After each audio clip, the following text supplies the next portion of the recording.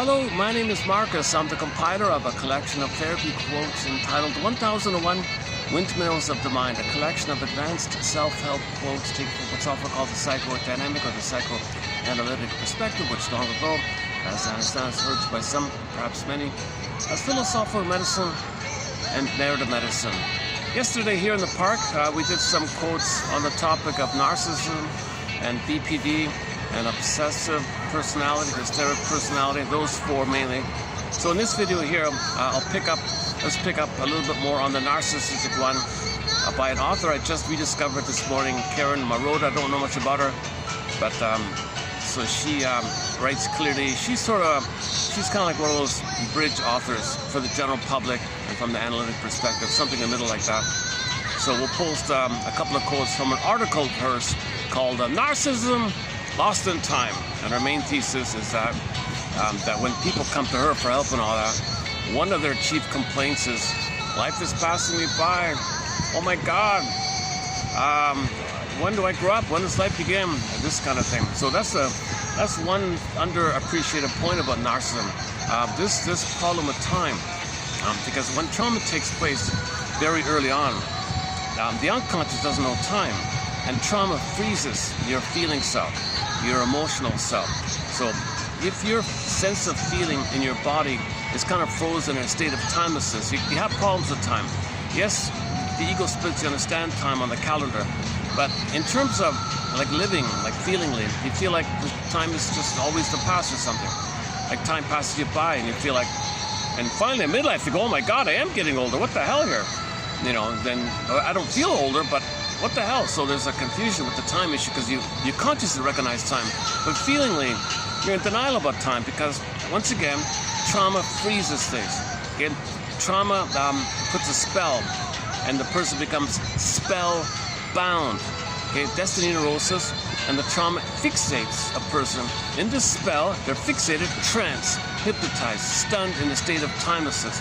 So the emotional life is considered flat with trauma, relational trauma, personal trauma, developmental trauma, weaning trauma, betrayal trauma, envy trauma, etc. The pin goes in metaphor, the pin goes in the collar, the emotional body goes flat. In ancient times, it's called athymolexia, no feelings for your words. Nowadays, people say alexithymia, no words for your feelings. So this is called affect phobia, fear of your feelings.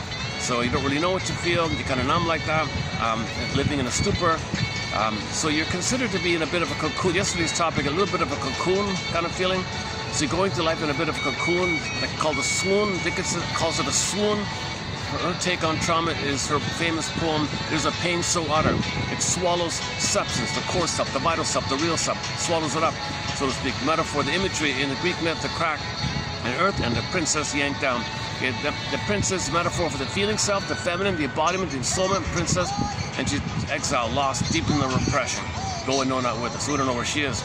This motif from fairy tales and myths and dreamworld can take many forms. Snow White in a coma, Rapunzel locked in a tower, princess morphs into a bird and flies away, Echo turns to a stone even, and so on. So there's a pain so utter. The swallow substance up, then the person goes into a swoon. Dickinson describes this spongy, numbing kind of feeling called endorphins. The pain, the numbing, called the swoon. You go around it, you kind of live, you don't live from your feeling place, you kind of go around your feeling place. You step over your feeling place.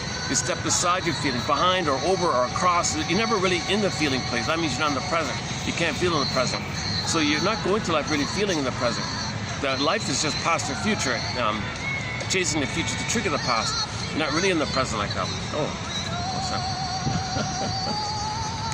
I had to sit over here this time because the crew are doing their landscaping chores there. Okay, I might have to move again. I don't want to get in their way here. I think they're gonna finish soon here. Okay.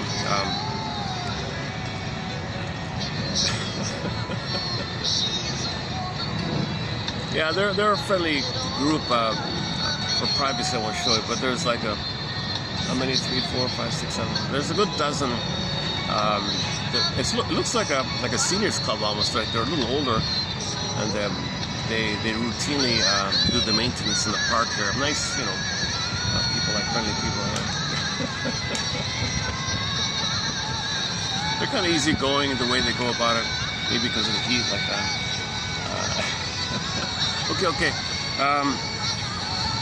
Yeah, so check out yesterday's topic about, he calls it the cocoon or the glass bell, like you're feeling in a bit of a solipsistic bubble like that. He calls it the glass bubble or some kind of, I forgot again already. So anyways, Mr. Bodle talks about it, quoted by others. So that was, that kind of relates to this topic here today about you're in a state of no time. The unconscious doesn't know time. The survival brain doesn't know time. Once again, a 3-in-1 brain, everybody's heard about it by now. The brain has 3 parts. Our brain, 3-in-1. 3 parts, 3 brains, 3 systems, 3 memory systems, 3 brains in that one brain. In the brain overall, it's kind of like 3 mini brains. The survival place, okay, the spine, the limbic system, the amygdala. It's all about survival. So it doesn't feel or anything. It's just a reflex of stress response. Amygdala. Okay, so we know about that. So this part of the brain can be nicknamed the monitor lizard brain, dinosaur brain, frog. Take your pick. Any kind of creature like that, lizard brain, people call it. I've been calling it iguana. Nobody's using now, so I'm using iguana. Chameleons sometimes. Those kind of creatures. Because those kind of creatures just have the reflex to survive and reproduce. There's nothing else. It's cold. Don't feel like that. The mammal, we're mainly evolution. We on top of it. Millions of billions, tens of millions. We evolve over on top of it. Evolutionary development, advancement over at the mammal place. That's the feeling self, the embodiment, the mammal, right? So there's your hum. There's your warmth and tenderness and warmth and attachment and love and feeling like that. So there's the real living, right? You feel from the feeling place, the embodiment, the feeling. This second memory system, this second brain is, it allows us to feel, and it's the quality of our feelings from the mammalian place, the ensoulment, the embodiment. Okay, it's the quality of this sense of self, embodied self, okay, the feminine, all that. It's the quality of our feelings from this place that determines the quality of our life. We live to the extent that we feel. I feel for I am. If this whole feeling system is frozen, suspended in trauma, then you're dealing with the memory, recorded as survival, once again, transfixed, okay, timeless, spellbound, fixated to trauma. Okay, this memory is pressed in neural circuits, metaphorically speaking, on a 45 record. Okay, it's a conflict, it's repressed, and there's no time, and the compulsion is to get mother's love. So repetition compulsion, you want to get mother's love, but press. Now the memory took place, you cry for love, reject it. But you gotta cry for love, but it's rejected. Cry for love, rejected. It's a pressing on a 45. Berger's metaphor with this is that this neurosis makes a person neurotic. Every neurotic is a music enthusiast, but he only has 145, which he carries with him everywhere he goes. Every time he sees a turntable, Berger says, with never-ending fiery ardor, he reels off, he spins off, he plays his one and only tool called transfer. So the present is seen as the past, where you transfer the past to the present, and you're reliving the past and the present. The present is not really the present. The present is just a symbolic, mirage-like recreation of the past, because remember, you're hypnotized. You're hypnotized to just keep playing the 45, get mother's love, reject it, get mother's love, reject it. That's what's on the record. So in this situation, just play the record. That's how you relate, that's how you feel. It's very limited. You only have one tune, one song, same old thing. So you just recreate different varieties, but it's the same underlying issue. You cry for love, mother said no. Now when you replay the record, once again, benignly, if your trauma is a little further along, you play yourself in a childlike manner, and then you get others reject you. If it's more trouble, if the pain is way too early, you make the fallacy to cross over, identify with the aggressor, and when you play the record, you don't want to play yourself. You crossed over, you're going to play the mother in the Faustian view, thinking that if you're going to be the active aggressor and you shame yourself, okay, then you're actively going to shame yourself. You think you can undo that mother shamed you if you shame yourself. What nonsense. Due to the pain of all this, you need someone on the outside to play you and shame you, disperse the tension of you shaming yourself. Then you shame someone else, there's a release of the tension. And then you feel better for the moment, but there's no time, and the repetition compulsion, the 45, you do it again and again. That's what we were saying yesterday, all these bitter banter and negative comedy and sarcasm, dark humor and all that. It's always project your soul onto someone else and shame them to disperse the tension that you're shaming yourself, because you made the Faustian deal thinking you're going to be the active shamer. So it's a thing called Faustian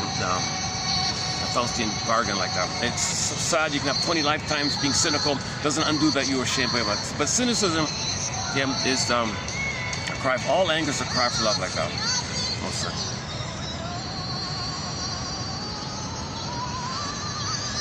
Oh, the song, well, I hope it gets through.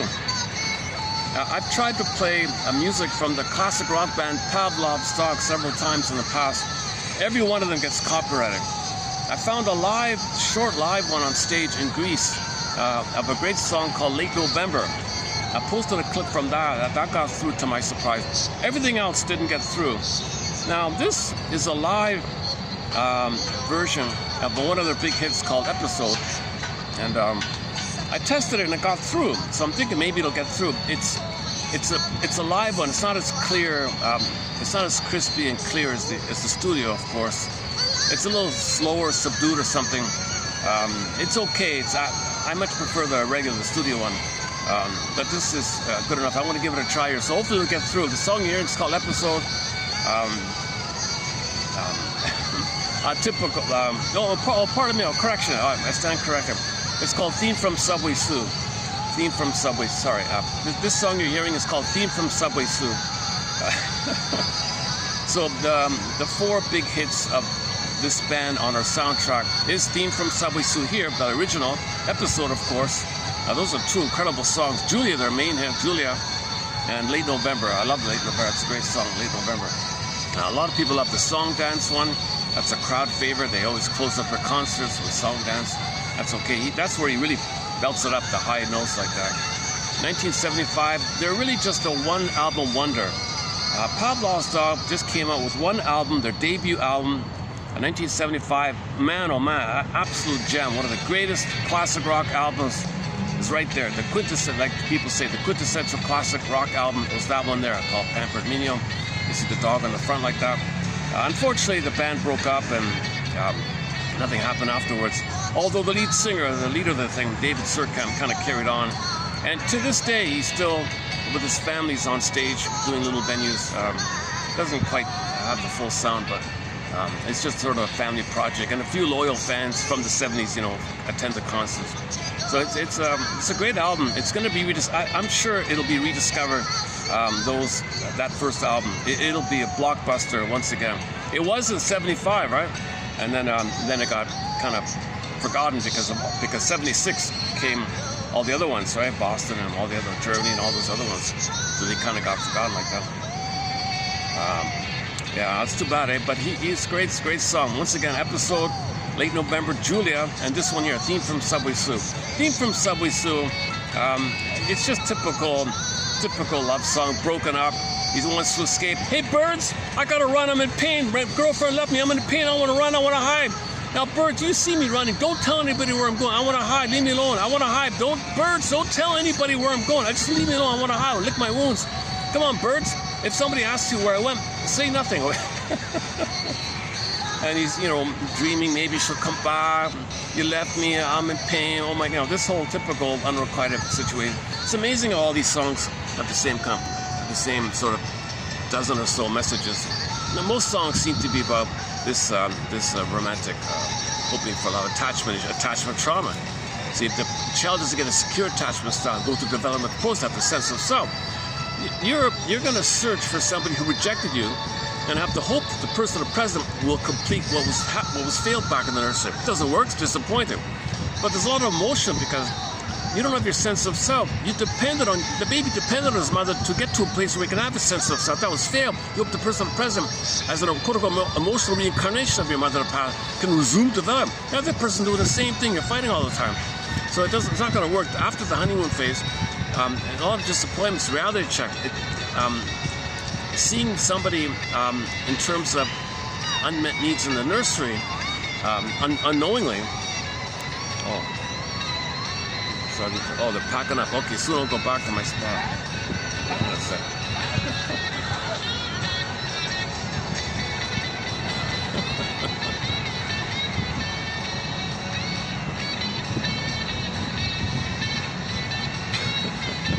Okay. That's it.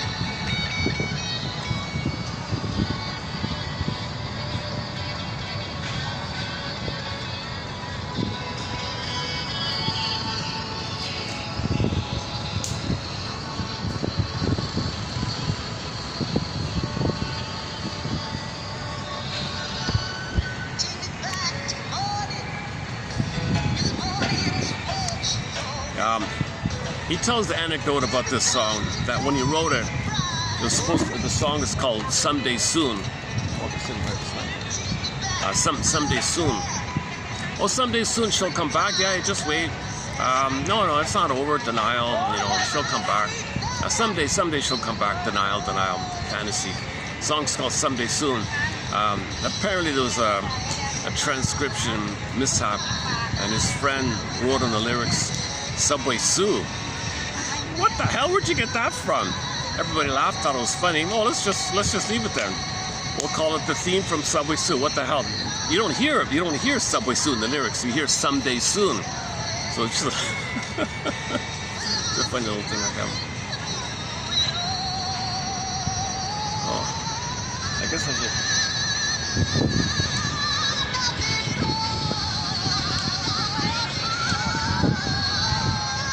Oh, they got their stuff there still. I need to wait a minute.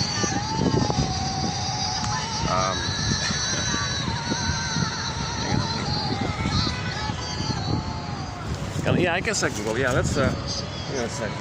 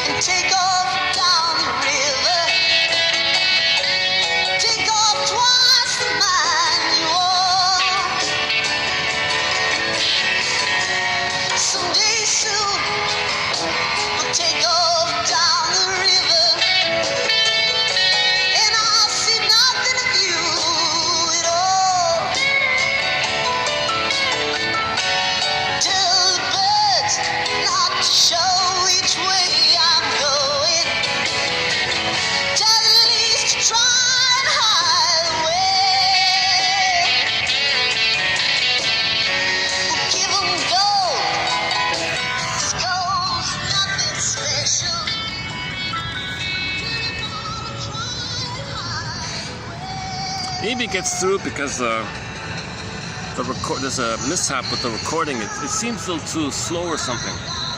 Anyways, it's from some lost live concert or something, and they saved it somehow. But the transition maybe. Okay, never mind. It's a great song. Even at 50%, it's still a great song. Theme from oh my god, hang on. Alright, here we go. Okay, we're back. Okay, let's get back on track here. Oh, my chair's hang on.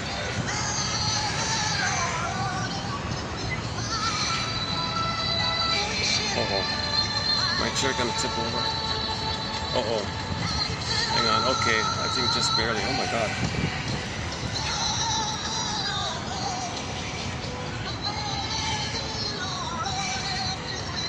I'm sorry.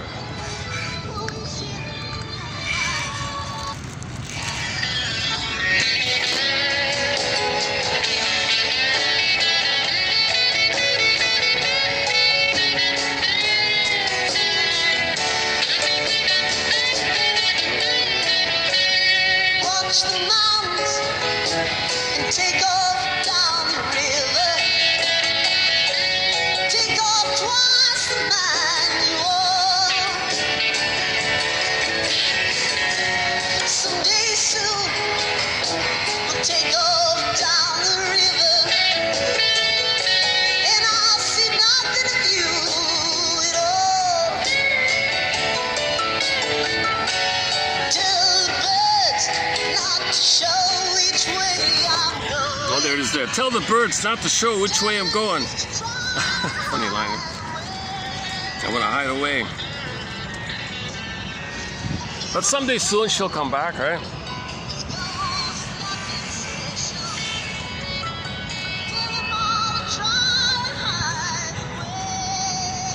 Okay. Let's continue on the topic of timelessness.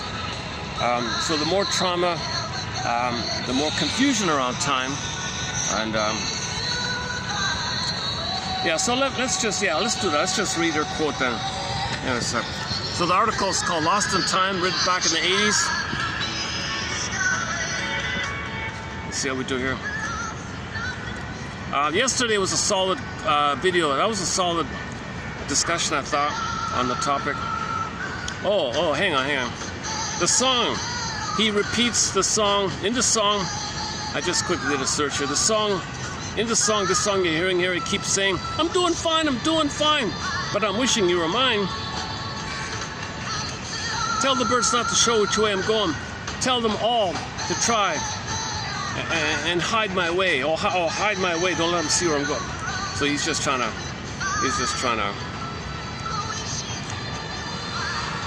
Okay, reminiscing, take me back. I remember her voice. Take me back when we were together, the springs, the mornings together, safe times, lyrics. Denial.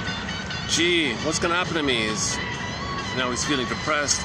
Nothing, left me with nothing at all. I feel empty. Got nothing at all. Oh my God, but she's an angel. I miss her. What the hell? Yeah, this woman's an angel. I miss her. Okay, that's it. Simple songs. Okay. Okay, let's wrap that one up. Okay, let's do our today's one. Where are we here?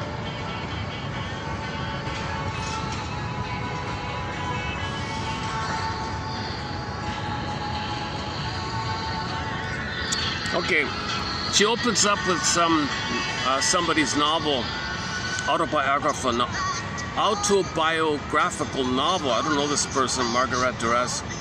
So some fiction writer wrote about herself, and in it she says, dear reader, thank you for reading my books, but to tell you the truth, very early in my life, I felt everything was too late for me. It was already too late, even when I was 18. Whoa, what you talking about here? Well, Miss Marotta says here, this quote from her autobiographical novel reflects the fatalism of a young woman robbed of her childhood by emotional deprivation and economic necessity. Priding herself on her ability to mimic the chicness of grown women, she dressed as an adult while still a little girl. At age 15, she had an affair with a wealthy man.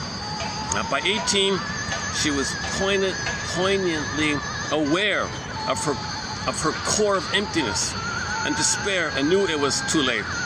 What does she really mean here? Too late for what? Well, maybe we can say, maybe we can speculate that what she means is that she's never going to recover.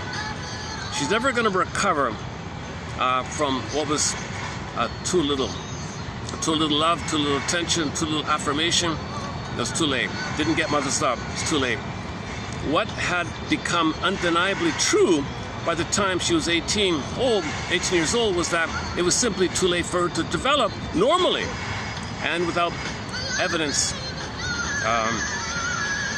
So she thinks, so if you're not, your last chance is high school. If you're going to develop, if this is delayed, high school is like your last chance kind of thing.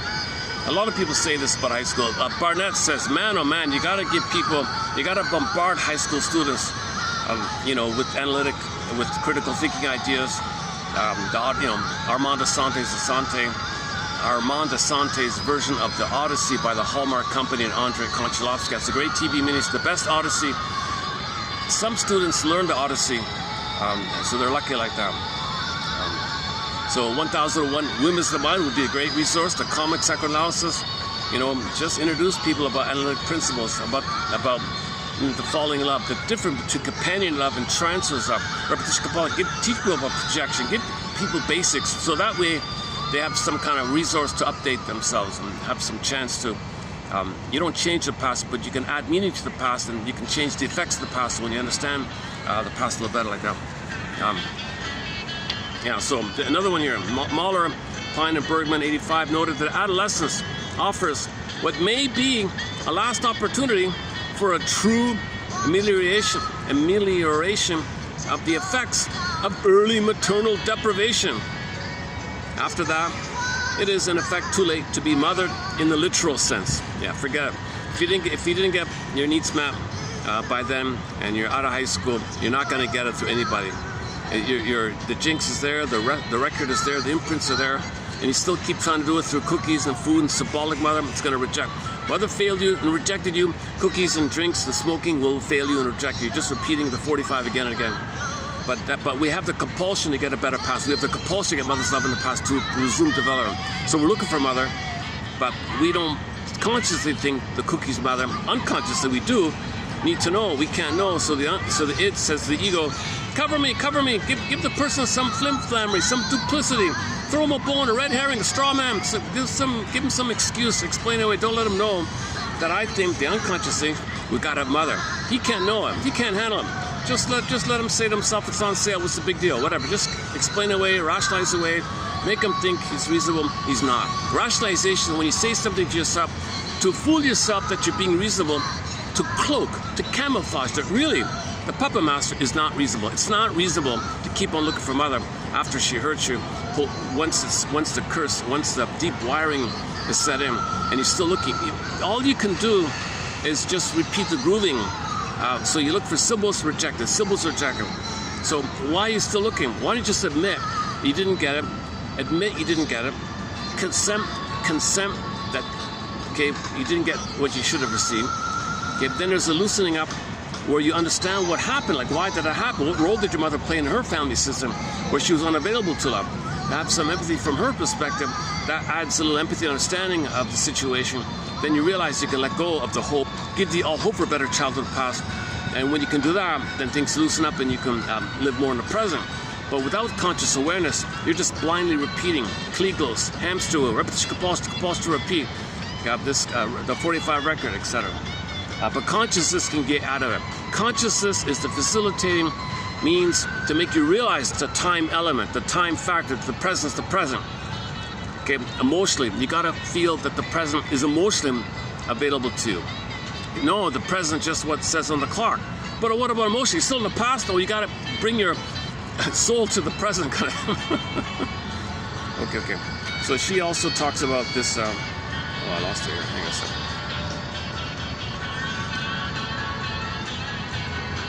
Okay, yeah, so it was too late for this author here, Miss Duras, and it was too late for her to develop and grow the way she would have had,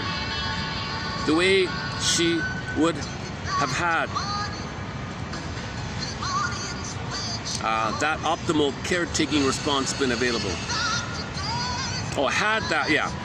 So had that optimal caretaking response been available, then she would have grown normally. That it was unavailable, improperly loved. Mother was too focused on her past. She has no sense of time emotionally. The present is still her emotional past. So she's in the cocoon of her past, is so blind to the child's situation, and she's still in the past, not present emotionally for the child. So that's part of the issue like this. They call it, the shrinks call it maternal libidinal unavailability, whatever form it takes, neglect, abuse, or smothering. Yeah, that's another version of narcissism. Yesterday, we didn't cover that. One of the many causes of narcissism, the typical ones you know about, lack of maternal response and unavailability, Mr. Out, is some versions, the same effect can take place if the mother's too engulfing and too smothering. If she's too picky and too always overindulges. And the example I'll read in a minute. Yeah, I forgot to mention yesterday. There's an example by somebody. What's his name? Oh, in Italy, an Italian guy. Interesting because mothers are very smothering in Italy. Oh, eat all the food. Come on, come on. So there's a story about. I think the father had an ill temper, and the mother said, "You got to be quiet, kid," because he shouts or something. So to keep the kid placated and quiet, cookies here, sweets. Oh no, no, here, cookies. Voices Carry. I'll play the song. Voices Carry by the band Till Tuesday. That's a very good song by the band Till Tuesday. They're sort of a one-hit wonder back in the 80s or 90s. Amy Mann, the singer. Till Tuesday. Voices Carry. Voices Carry. So the mother says to the child, "No, hush, hush. Voices Carry. Here's a cookie. Hush, hush." She'll overindulge. So any little whimper on the child says, "Here's a cookie." No, be quiet. You want here's a toy. Here's a cookie. So she overindulged because she didn't want the kid to make any noise to not trigger the barking husband or something. So this kid was overindulged, given this from the mother's fear to not hear the guy shout or something. Maybe she thought it would hurt the kid to have the guy shout or something. So it was a very dysfunctional home. So the mother decided to overindulge, overpamper, and that made him narcissist. That kid became narcissist by this means. You think, well, why is he narcissist? He got lots. No. You can also be frozen of the trauma of too much. So neglect, of course, not being seen, misattuned, malattuned, gaslighting, double binding. Of course, all those things will create narcissism. But another one that's underappreciated, Mr. Fernando says, is this overindulgence one.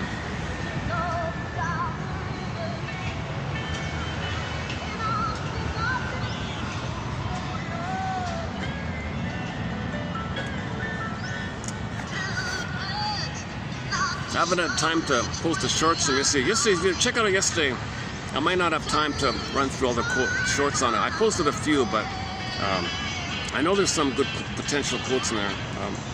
Okay, let's keep going here. I might make this a shorter video. Yeah. Okay.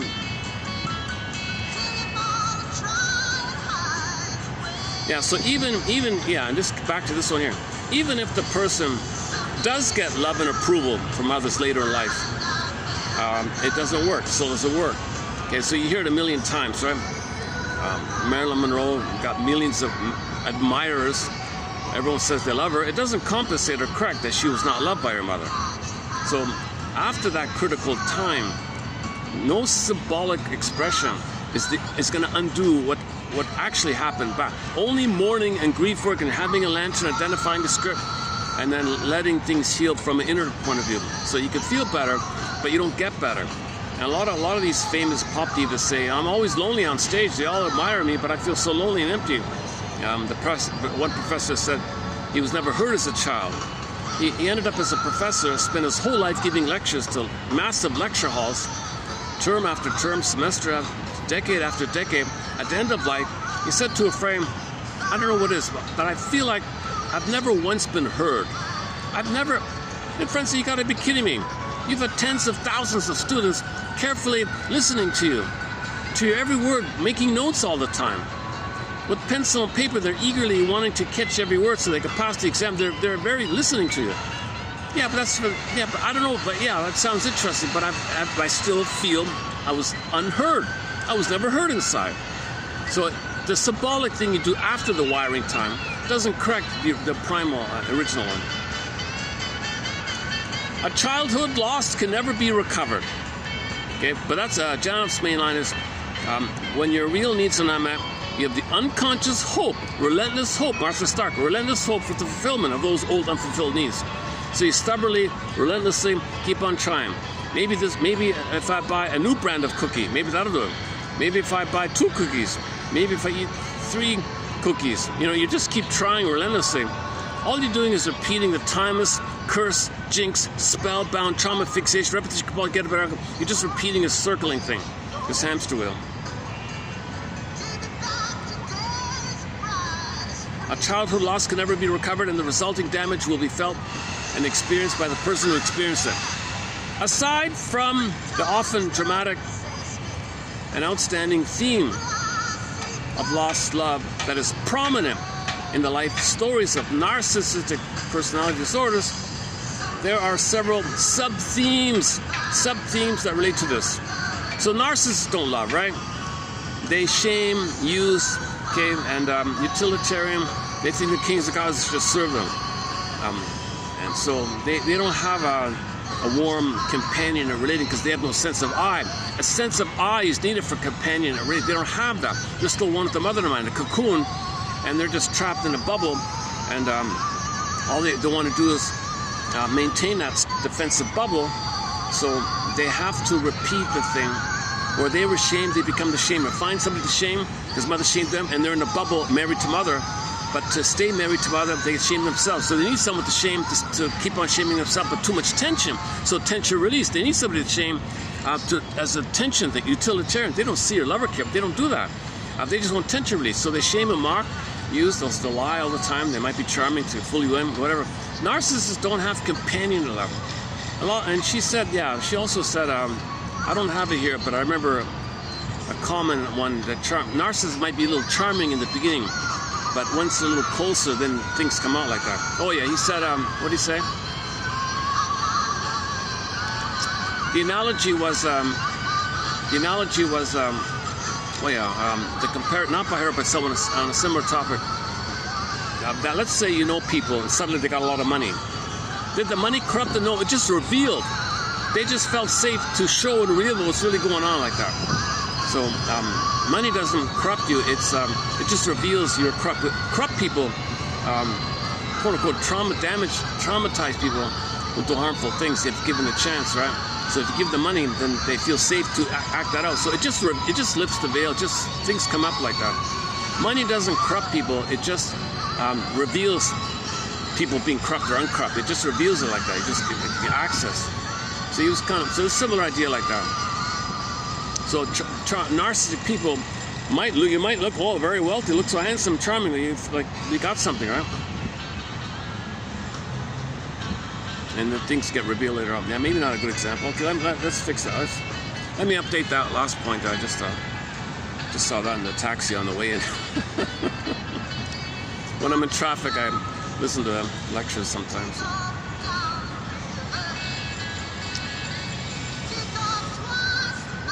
Okay, so she says here, putting aside the fact that there's no empathy or love, or they don't care. If a baby hits another baby, he doesn't understand the baby's having pain, or he doesn't know empathy or feeling. He can't say sorry. He doesn't feel badly what he does. It's not there yet. He's just in a blissful, solipsistic king and a god, dreamy thing. So the trauma there, your emotionality comes from there. If the 5-month-old baby breaks some expensive antique dish from the family heirloom, the mother's upset. He doesn't get it that what he did is the cause of it was a factor involved. He doesn't understand. So narcissists also don't understand. I don't know what you're talking about. You're Paul. They come from this kind of slightly emotionally autistic, quote unquote, place. One person described it as. Started to describe it, right? Okay, but she focuses on the issue of time here. Narcissistic clients, she says here, typically experience themselves as being different. Of course, they're special kings of God. Marie-Louise von Franz has a funny opening to her book called The Puer Aeternus, Eternal Youth. The first one guy comes in, he thinks he's a special prince, king, and a god, right? Now, she's got a very tough, crusty personality. She can get away with it, but most people couldn't do this. Her personal features maybe lets her get away with it. But she says, oh, you think you're a special chosen king and a god, but that guy over there, he thinks the same thing. He thinks he's a special prince and a special chosen king. He thinks that same thing. He thinks you guys are a diamond. How are you special? They're all like that. So it's a psychology. It's just in your mind like that. Marie-Louise von Franz, we don't have many quotes from her, yeah. Maybe in the future. Where are we? Back to time here. Aside from the often dramatic and outstanding theme of lost love that is prominent in the life stories of narcissistic personality disorders, there are several sub-themes that relate to time. Narcissistic patients typically experience themselves as being different. Okay, so they're special, chosen, different, right? All babies think they're special, one with the mother. So all babies have what's called infantile megalomania, grandiose self, special grandiose self, king of the god status, because everything's about them, and the world, the breast mother serves them, they're special like that.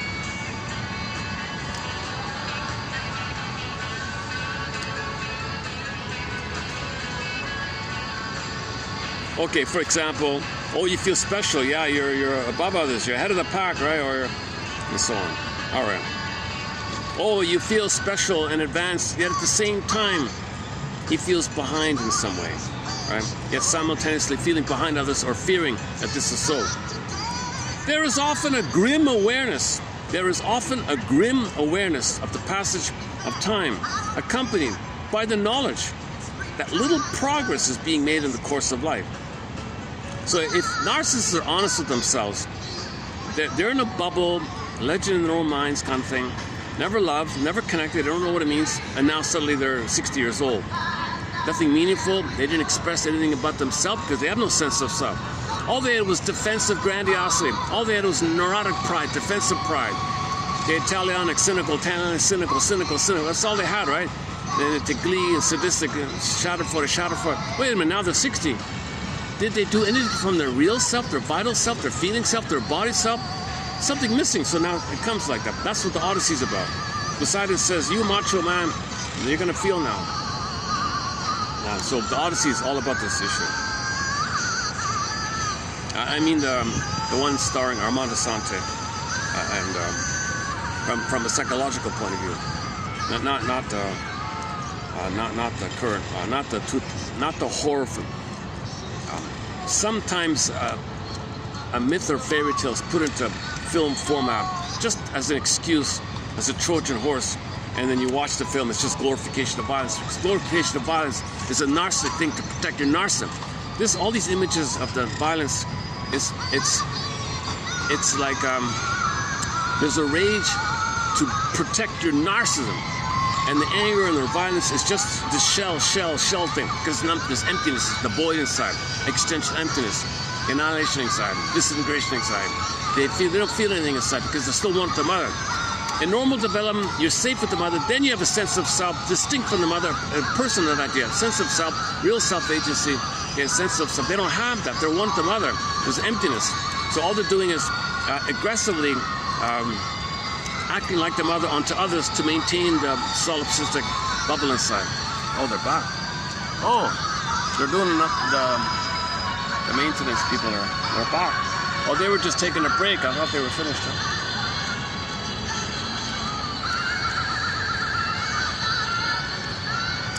Okay, let me get out of their way. Let me go back. Yeah, let me go back to my spot. I see. They were just taking a break. I thought, well, that's why they were just sitting there. Oh, I see. Maybe I can just stay. They don't seem to mind, yeah. Although it is shady, I can still go by.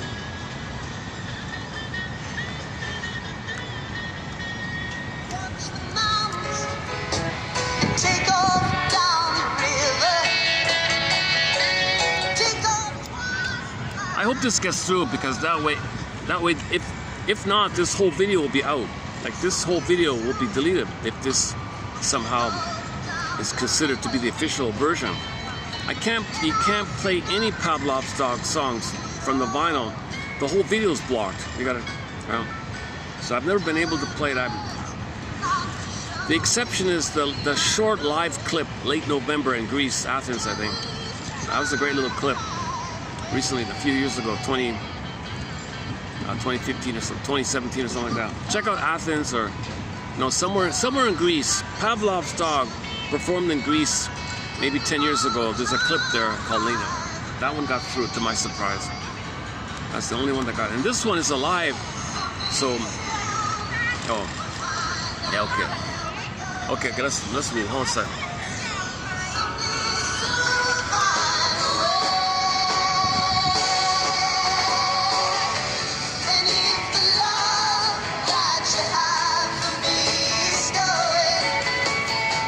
What if I go back here? Can I go back here? Well, I think I can go here, yeah.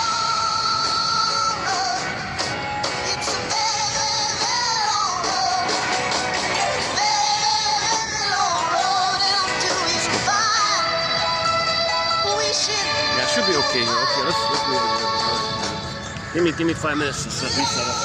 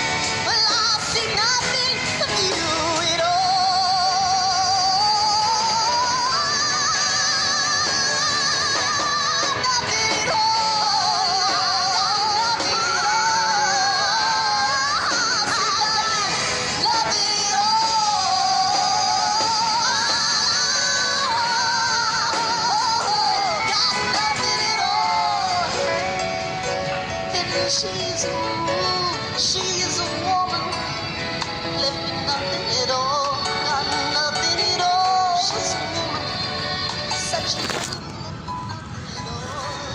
always nothing. So, well, I'm leaving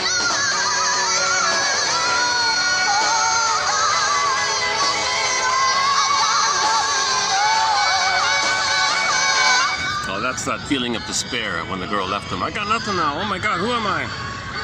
Okay, let's continue here. Okay, time, right? This sense of time here.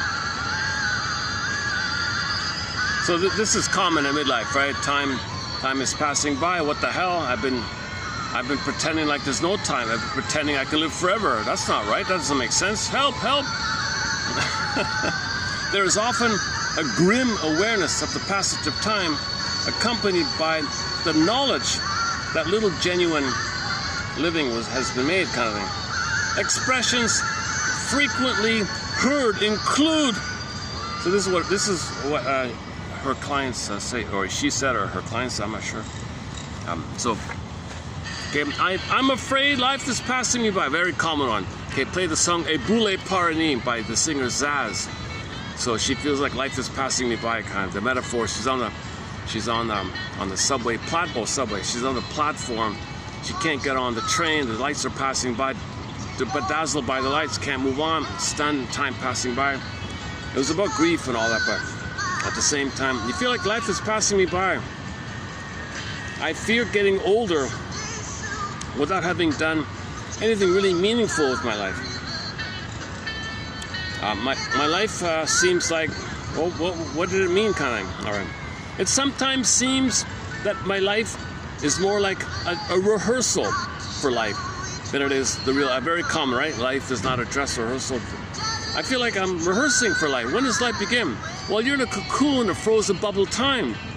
You're going through the motions in a trance, in a swoon. right? And it just goes on like that. So you think like, well, when does life begin? Well, life never begins if you're living in a cocoon your whole life, right? You want to get out of the cocoon, right? You want to feel safe to dissolve the cocoon to get into the present.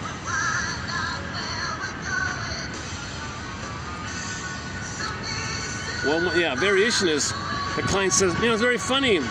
I don't know what it is, but I feel like there's no time. I feel like I have all the time I want in the world. I can keep practicing or trying new things and keep eating cookies until things turn out. I can spend infinity eating cookies, and one day I'll get mother's love in the past. I don't understand time. That's a blunt one there, that one there. Unquote. There is a sense of never growing up, of remaining childlike, in that there always seems to be an unlimited future. Yeah, no time. In fact, a common precipitant for seeking therapy is the awareness that comes from growing older. Sometimes the loss of a parent will bring people to therapy. For some, it's the realization, wait a minute, I cannot be a child forever. Eternal youth, puer. So the puer, eternal youth, a lot of people do try to stay in a child-like play forever. Lotus land mentality, right? Escapism mentality. So this is the Don Juan and the Peer Gynt, the Peter Pan and the Playboy. They don't want to grow up kind of. So some people say, wait a minute, I can't be like this all my, I want to be an adult. What does it mean to be an adult? I think my development got frozen. This is called, the psychological stench. Yeah, if you see a 70-year-old man running around with a 20-year-old, there's a sort of a psychological stench, he said. Some kind of, all right. Given the propensity of narcissistic personalities to live in the past or the future, or in some combination of the two, what happens when they are forced to live in the present? In the present, it's got the guy Maynard Krebs and the Dobie Gilligan. Work! Put in the present reality. Well, many people with NPD, for them, the present is essentially seen by them as a holding pattern. Their life is a holding pattern, right? That's a good one. They feel like my life is just, I'm in some kind of holding pattern, waiting or something. And much is felt to be, it's just temporary. Everything's temporary, yeah. Okay, this job, yeah, temporary, yeah, this situation, temporary, yeah, relationship, yeah, even everyday matters such as where they live, yeah. This sense of being perpetually in transition, although serving to defend against fears of hopeless stagnation, often results in an inability to make commitments and in a chronic dissatisfaction for what is. For those who have treated narcissistic characters, the echo of, quote, this job, yeah, it's just temporary. Or, I just can't decide whether or not I can marry this person, or I won't be doing this forever, has a very familiar ring. For some people, even owning the same fill in the blank for more than a year, or living in the same apartment for a short time can present this threat of stagnation. Yeah, so these people who change, maybe somebody always has to update their phone, give me the next phone or something, or a car, or gotta buy the latest car, something new, change. I'm very attached to my old Honor 8S. Is a great little phone. They don't make them anymore. It's on its last legs. It's got 100 cracks and scratches. I got a huge screen damage on my phone here, so I gotta.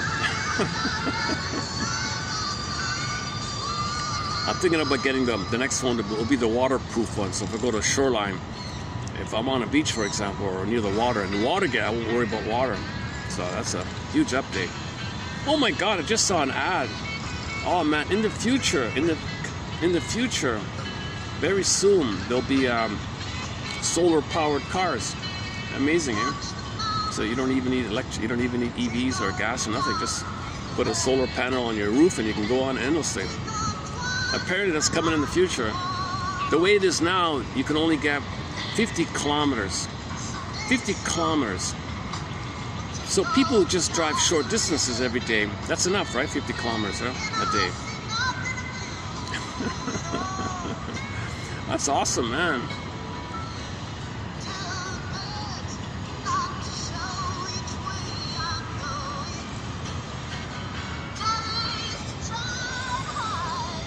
I thought that was exciting news, you know, that there's in several places around the world they have solar cars now, right? But it's just limited in the range. But the one I saw, the ad I saw was 50 kilometers. If it's true, but it has to stay in the sun to keep charging all the time, right? But you get 50 kilometers a day, as long as the panel is open on the roof or something. You got to fold and open or something like that. If you want longer, then you got to plug it in or something. The EV. There's a backup electric battery like that. Okay. For some people, even owning the same car for more than a year or living in the same apartment for a short time could present this threat of stagnation.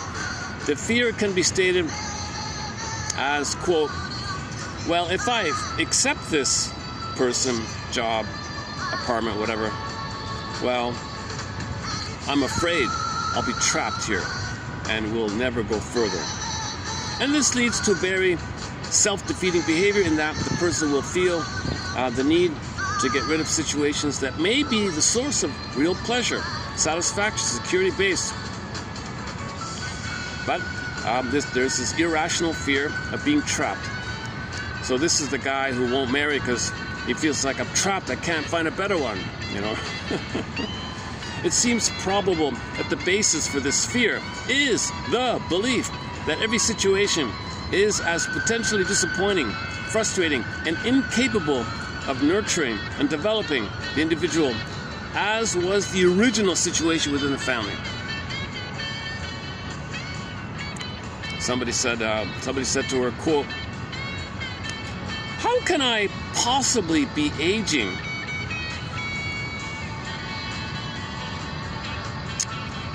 I don't get it. How is it that I'm aging or approaching the end of my life when I feel so strongly that I have never really grown up and that I still have this feeling of never really having lived or something? Again, this conveys the freezing thing. So this person has made an interesting comment. I'm not getting older. I'm always a child inside. I'm not getting older. I don't get this idea of getting older, mortality. I don't get this mortality. I don't get it. If you always feel like a child inside or a teenager inside.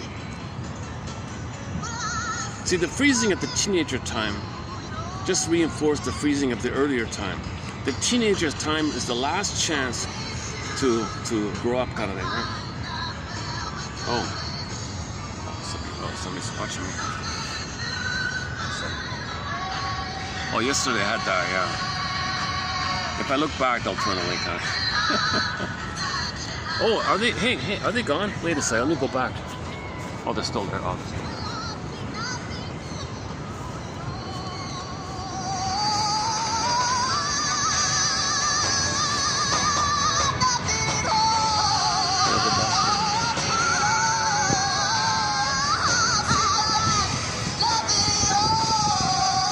Yeah, this live version,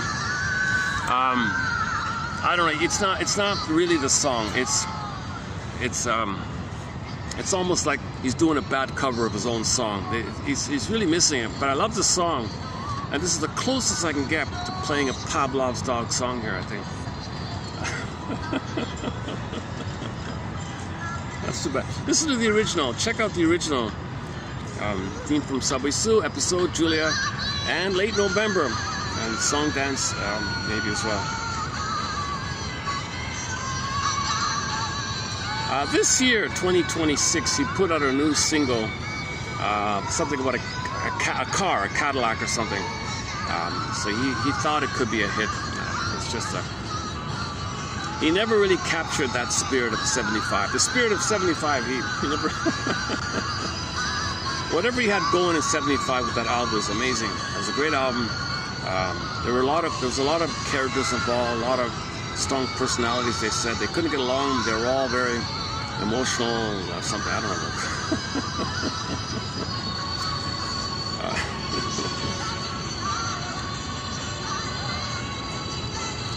Where are we here? The point of therapy is not to attempt to fulfill the client's unrealistic compensatory fantasies of the perfect caretaker, but rather to demonstrate that we are all indeed imperfect, but that this does not mean we cannot be enough. We can be enough. You're enough. We're all enough. We're all good enough. You don't feel it, that's because you're still trying to save your mother who hurt you. So you feel no good in an attempt to save her, and she's doing a power play to control you by making you feel no good. You got to win her love by saving her, so you feel no good. No, nonsense. We're all enough. We're all good. We're all lovable. Trauma makes these beliefs for the due to attachment. Okay, that's it there. 3329. Yeah, that's a good follow-up. Yesterday's one I thought. So check out 29, right? And yesterday was 28. Yeah, 28. 28 was good by Mr. Oh yeah, Thompson. Yeah, okay. Thompson Jr. and S. Akhtar. That's our first quote from Mr. Akhtar. That's a good art. It's a bit of a classic. These two guys here, Thompson and Akhtar, back in the 80s, wrote a survey of narcissism. In the pipeline, I have two more quotes in the pipeline. Hold on. In the pipeline, coming up, maybe the next video, we'll have these two here. Let me do the Fernando one. No relation to the singer, no relation to the song. Joseph. I'm assuming he's Italian. He's the guy that says, "Hey, everybody, mamma mia, oh my God, yes, you listen. You all agree on the causes of narcissism, and we all agree on that. But there's another way a man can become narcissistic. Really? Well, speak your piece, state your piece," sings Darius Rucker of the band Hootie and the Blowfish from the 2005 album called Looking for Lucky or something. We played it recently called State Your Piece. Well, state your piece. Okay, Mr. Fernando, state your piece. He says, "Well, thank you very much. Thank you very much. Narcissistic over-gratification in childhood. Narcissistic over-gratification in childhood. Over-gratification in childhood. Okay, stuffing, feeding, pushing this idea. So, for example, he says here, I had a guy in his 40s visit me, and he couldn't even do the basic therapy format. He couldn't handle the scheduling and the timing, the rules and the limitations. He said, no way, I can't do this. He felt them as unbearable and attempted to break them in many ways, including insisting on being friends with them. No, we'll just be friends, so we'll just hang out. No, I don't follow some rules. I do what I want. I'm indulgent. My mother indulged me. And becoming furious when this wish was stymied. He demanded to be treated as an exception, both in his analysis and in the rest of his life. Okay. So as a child, he was special, stuffed, given everything.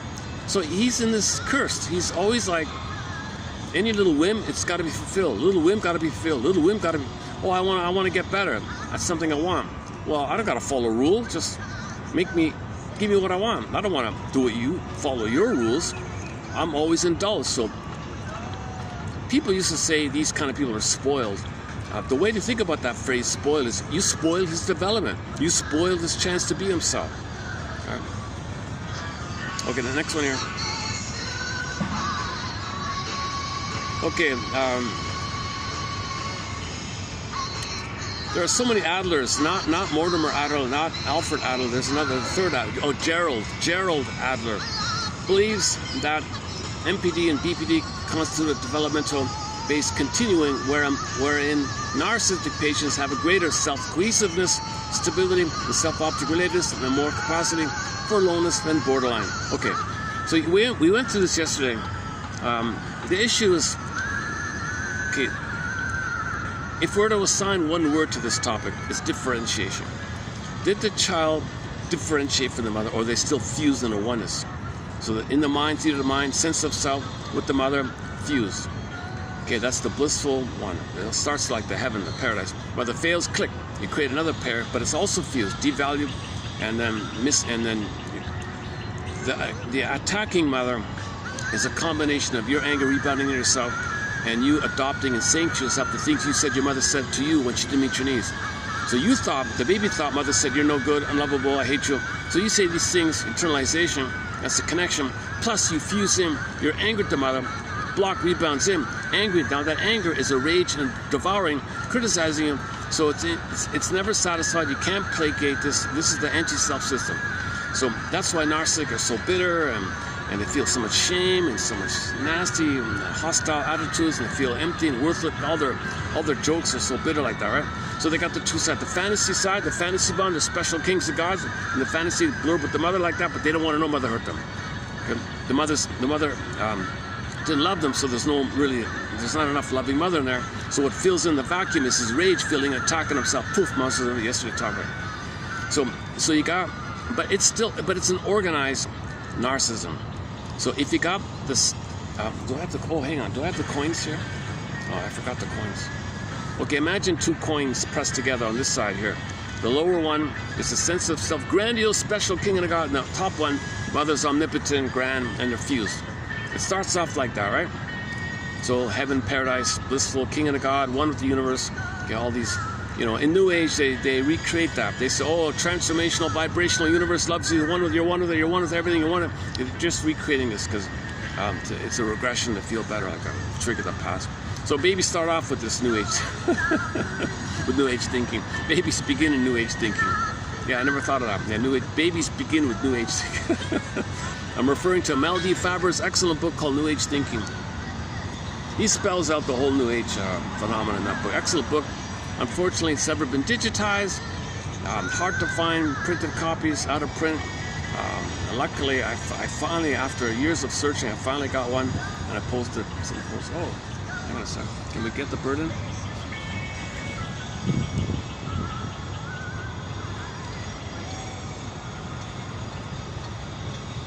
Probably can't see it. There's a black and a white one on the hedge, and there's a black one with the orange beak hopping along there. Oh, there he goes.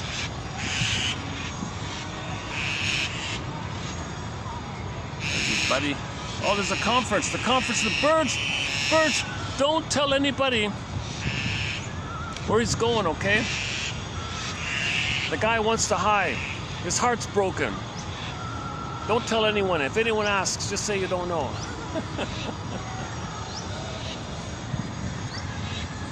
I'm referring again to the song theme from Subway Sue by Pavlov's Dog. Birds, don't tell anyone where I'm going. Hide my tracks. I want to hide. I'm in pain. No, that's the song here.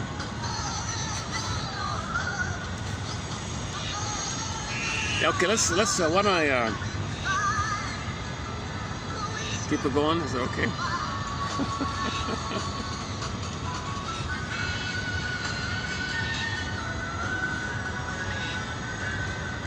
Oh, I lost my thing here. Hang on a sec.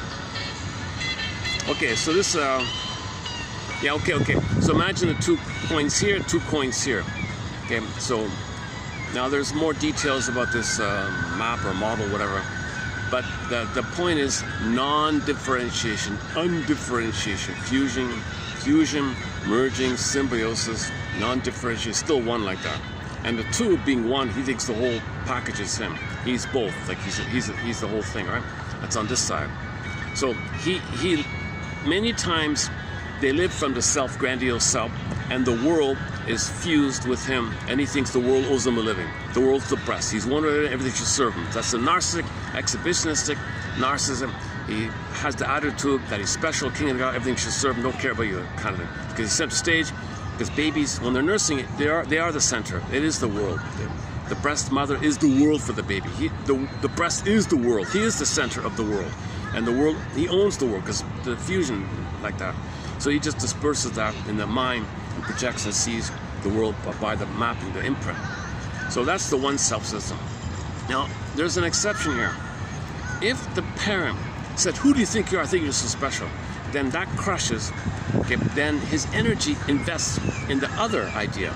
Then he goes to like idealizing, worshiping others, and the act of doing so makes him feel special covertly.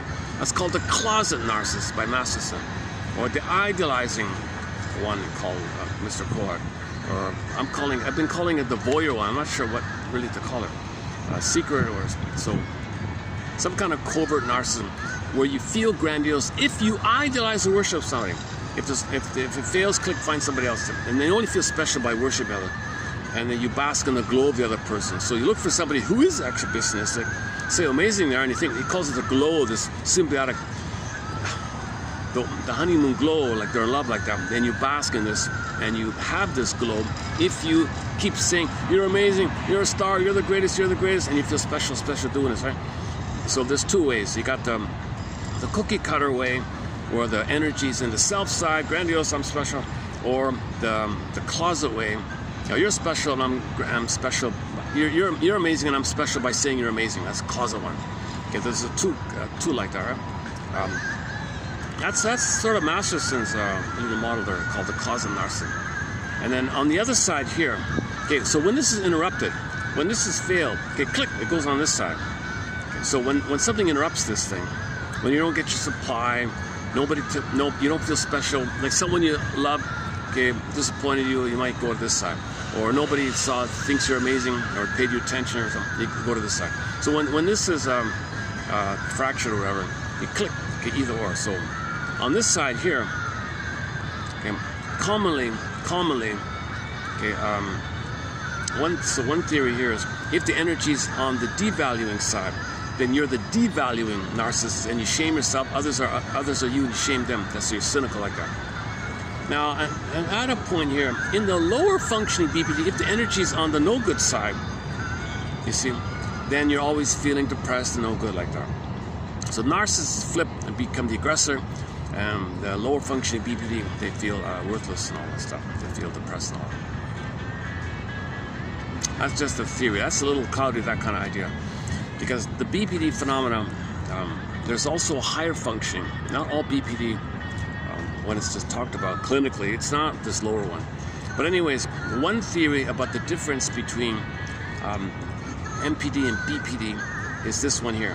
That the MPD has a stable, coherent, a regular, consistent, hostile mind. It's consistent in their hate, consistent in their arrogance and lack of empathy and coldness and cynical. They're kind of stable in their hate, put it that way. Right? Now, these two sides here, if it's fractured, okay, it's more chaotic. And they're looking for the cohesiveness. So the lower functioning BPD are trying to get the proper narcissistic place restored or something. They had it fractured and they want to restore. So they're very chaotic when things are fractured like that. So that's what Mr. Adler means of a so-called continuum, because it's earlier on, it's the lower functioning BPD and you want to get it up to the narcissism. So in this point of view, yes, and from this point of view, yesterday's topic, narcissism are more cohesive, more organized, better at work, more consistent, more predictable, but it's all negative, but it's predictable negativity, put it that way. Whereas the lower functioning BPD, it's just intense roller coaster drama. You're amazing, I hate you, this, love you, can't live with you, can't live without you, I love you, don't leave me. This very, they're crazy makers, they're quote unquote crazy makers. They drive everybody nuts. Therapists don't want to work with this. So that's the lower functioning BPD, by the way. Okay, now another model is, that's all before 18 months. Okay, another model is if the trauma's post 18 months. Okay, and they're frozen between 18 months and the age of 4 in the rapprochement phase, the back and forth rapprochement phase. They did differentiate, but they don't know who they are. So they're lost, they're a little bit like children. They're not cynical, they don't hurt others, their humor is not against. Whereas the narcissist one, the lower functioning BPD, their humor is against. They're cynical and against. jungle mentality again. It's very negative. Trauma post 18 months, they don't do that. They don't take pleasure in laughing at others. They like more playful humor that progresses like that. So there's a little bit of difference of the trauma. So I've been calling it stingers and a clinger. So if it's a clinger area, then you got a little healthier, so let's quote unquote. Okay. Then you got the higher functioning BPD, or the histrionic, or the hysterical. The higher functioning hysterical, the emotions are popping up. That's the higher functioning hysterical, the higher functioning BPD, the higher, that meaning like that. But some people use those terms, they mean the lower one. But there's also healthier ones where they're compassionate. So yesterday they were warm and loving and compassionate. So I used the example of the comedian Joan Davis in the old sitcom called I Married Joan.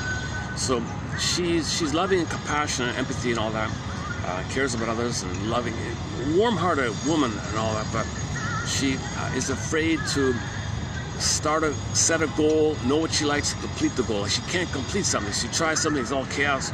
And so she's kind of like that, but she's a loving person. Versus if you had a narcissistic type, they're more stable in their bitter banter. So they're more organized and they're more hateful, but it's colder and harsher, right? So maybe it's not fair to exactly compare like this, but I'm ballparking it.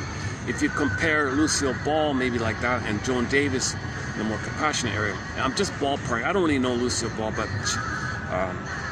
it does feel to be a little colder, narcissistic kind of place. She's smart and brilliant. I'm not talking about that. So the two most famous female comedians back in the day was Lucille Ball and Joan Davis. Right? She was considered number 2. They both do physical comedy and slapstick comedy.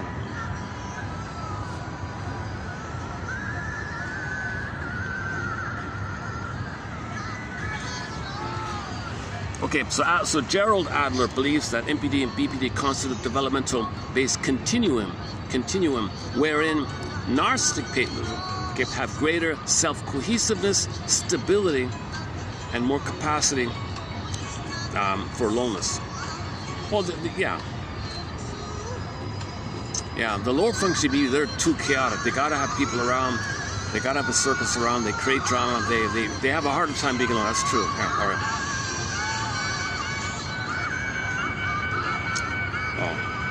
My phone freaked out on me again. Hold on a second.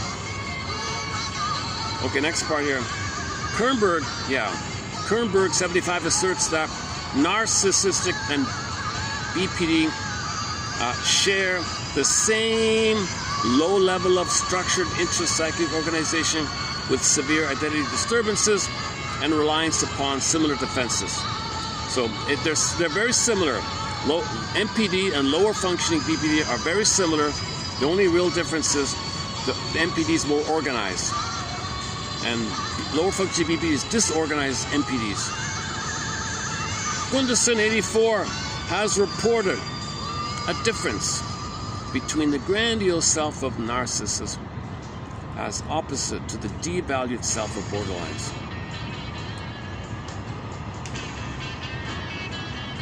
Yeah, that's what we said before. So the lower function BPD, they'll always feel no good. No, you know, that's not true. The lower function BPD, they're just so, it's a hollow mirror's house of me. They flip around all the time. Now you see me, now you don't catch me if you can. They could be this, they could project that, they could be this again. They can think that you are them. They can act like that they are you. They pretend that you said what they said. They can act like and believe that they said what the other person just said. They're just so crazy making like that. You can't catch them now you see. It's called the BPD amalgam. It's a survival issue. They gotta lie and flim-flammery. They can't feel. They gotta be someone else. They can't. Oh. So, maybe I can move it now. Oh, so. Can I go back? All right. Okay, let's go back. Yeah, give me another 5 minutes to set up back here. Nothing special. Tell them all to try and hide away. Someday soon, we'll find out where we're going. Someday soon, we'll find a way. And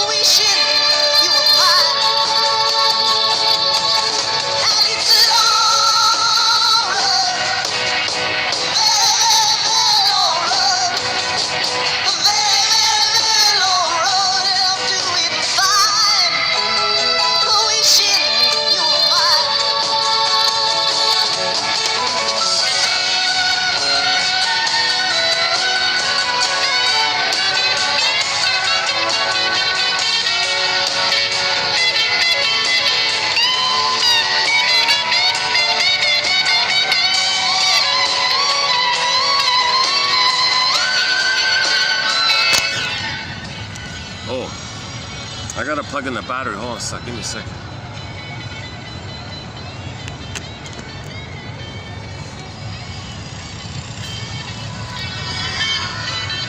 How are we doing here? All right, all right.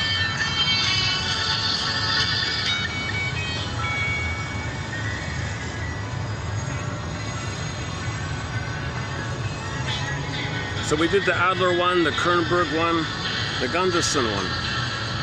Okay, similarly, Masterson, okay, 88 Masterson, one of our mentors here in our collection, James F. Masterson, excellent. He synthesizes and clarifies a lot. He believes, okay, he refers to these two as two major types of false selves, which are polar opposites. The deflated false self in the BPDs and the inflated false self in the NPDs.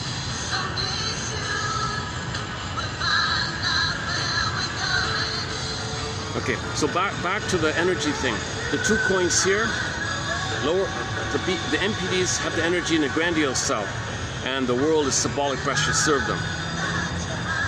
The lower functioning BPD, it seems that they're based mainly on the devalued self, so they feel guilty and worthless, and they live that all the time. They're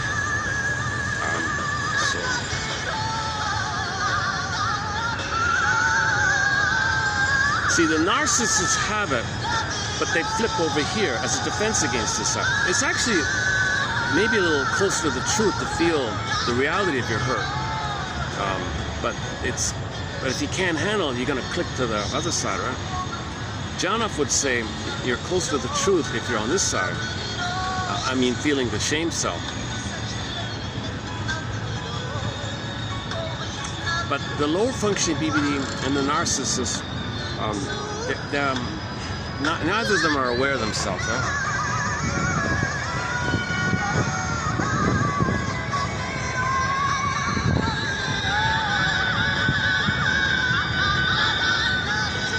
The difference in the clinger mode, in the higher function with post 18 months, if the affect pops up, you got the higher function BPD, histrionic, etc.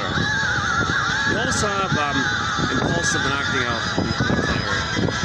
If the affect pops in the higher mode, you've got the healthy obsessive. That's like the judge guy. Okay, he's obsessive, but he's got ethics and morality like that. But he's kind of limited and can't see the forest for the trees, but he's got something. But in the lower function narcissism, okay, if the affect pops in the lower functioning one, in the narcissistic one, narcissistic proper, okay, you got different versions. If the version of the narcissistic is the affect popping in, okay, now you're probably gonna have like schizoid narcissist, maybe waif narcissist, turtle narcissist, passive-aggressive narcissist versus the overt expressive.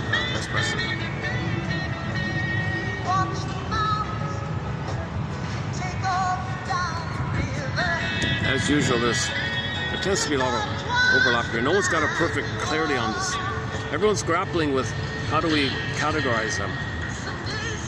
I just read this morning in the taxi, the DSM-5, they were on the verge of eliminating 50% of the categories.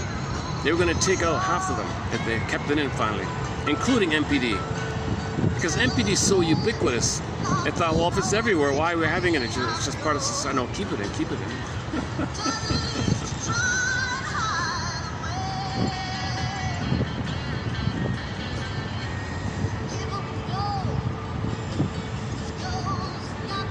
Officially speaking, a person can be, if a shrink designates a person as having NPD, they can be considered as having a disability. They get a disability like a psychological impairment or something. If it's in the, but they'll never do it. I think they'll never do it because then everybody will line up. Oh, really? You just declare me with NPD? I can get disability or something.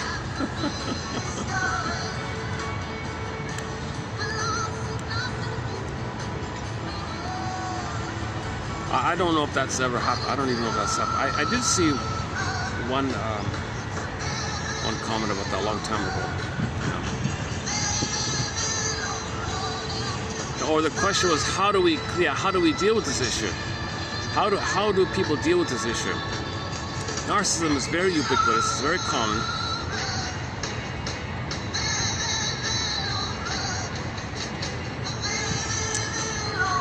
Where are we? Oh, okay, I gotta change. Okay, let's go back. I don't have it on a page. I got it on the website. Okay, next one here. Do we do the Masterson one? Okay, one person says here, deep, sustained feelings of badness in borderlines and belief in not needing other people, in narcissists.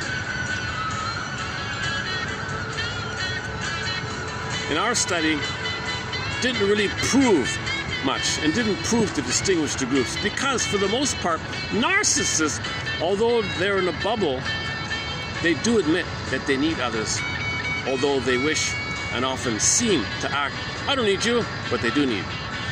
So they're in a bubble, but they need someone to shame. That's what it means. So they need people, but to shame. Again, deep sustained feelings of badness and borderlines and belief in not needing other people in narcissists. Okay, the glass bubble fantasies, quote, imputed to narcissists compared to the intense dependent and need-oriented relationships found in borderlines did not prove to distinguish the groups. In fact, most narcissists do admit that they need others, although they wish and often seem to act as if they don't. They're very similar. I mean, the only difference from what I can tell between narcissists is they're organized. Lower functioning being, they're also narcissists, entitled, special, who cares about you, but they're just more chaotic about it. The higher functioning hysterical, who loves and feels, have empathy, that's different. Right? They're emotional like that. So you can differentiate it from that point of view. One's warm-hearted, one's cold-hearted, like yesterday's one.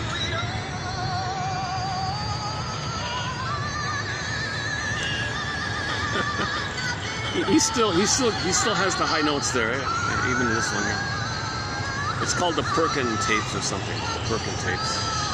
Oh, the only hit on the Perkin concert was this one. All the other songs are not on there. So it's too bad, yeah. Oh, let's take a break here. Let's play that late November one, yeah. Hold on a sec. Let me dig it up for a sec. Give me a minute to find it. Hold on a sec. Late November. Because the audio is scratchy and unclear, it gets through here. Late November.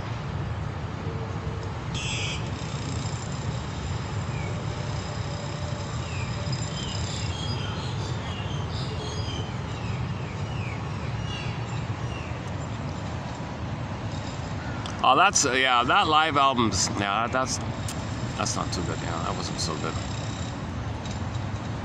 But here, yeah, here it is. Here, Greece. This one here. Let's see. Well, there might be an ad, right? Hold on. Oh, here we go.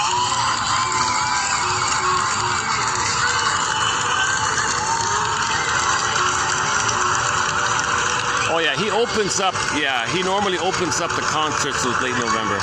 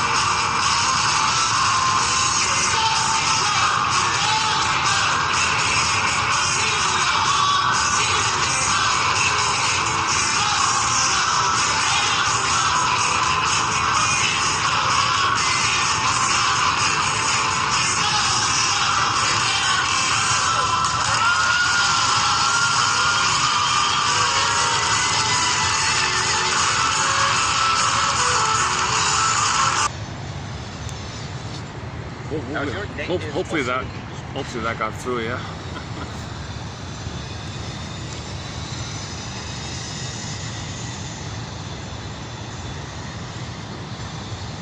Oh, so okay, song, yeah, that's this is the crowd favorite, the song called Song Dance. That's where he really belts it out. Eh? Well, all right, I guess I'll maybe just start to wind it down here. So in conclusion, MPD, fusion, oneness. He sees Narcissus in the myth, sees his reflection in the pool of water, transfixed, spellbound, can't leave, stunned, waiting. What's he waiting for? Why doesn't he move? Why is he staying like that all the time? Okay, the metaphor in the mind, the map of the mind, the oneness, self and object. Okay, one. So the mirror, he sees himself. Baby sees mother. That's him. Mother's him. Sees himself, and it's just all blurred up. So it's just blurred up like that. Okay, so that's so ideally, one author says, what he's waiting for is mother to appear to see him, soothe him, recognize him, so he can be seen and recognized by a mother who recognizes him. He felt recognized by someone who recognized him. There's differentiation, two people there, called mirroring. Okay, mother's love and understanding, mother's attunement, reverie, consideration, acceptance of this. And he has an ability to differentiate. If mother doesn't see you, you're frozen there, waiting. He pined his whole life, poofed into a little white flower. And this solipsistic thing is addictive because you're coming from the place of the chemistry of unio mystica, participation, mystique, oceanic ecstasy, blissful oneness. Gotta be the Shambhala, Shangri-La, Navira, this paradisical feeling of the oneness. No time, no space. You feel this euphoria all the time, delirious euphoria. No time. So narcissist, like she said here, narcissist. I don't get it at time. I always feel there's no time here. I can just keep going. I can just keep living forever. But I don't really live forever. Help me out here, counselor. I think I live forever, but I know I don't live forever. But I feel like I can live forever. What the hell? What's going on here? Why do I feel like I'll live forever? But my mind says there's a calendar, and average life is expectancies, whatever, and I'm getting closer to it. Okay, so that's the core image of narcissism: undifferentiation, non-differentiation. Self-object is still one, fused, blurred up like that. Meanwhile, that in the dream of a person, the feeling self, the embodied, the feminine echo, turns to a stone statue. Now, the evolution of this consciousness is that in some stories, at the end of life, for example, Peer Gynt, at the end of Peer Gynt is typical narcissist, the same thing, going around life in a grandiose way.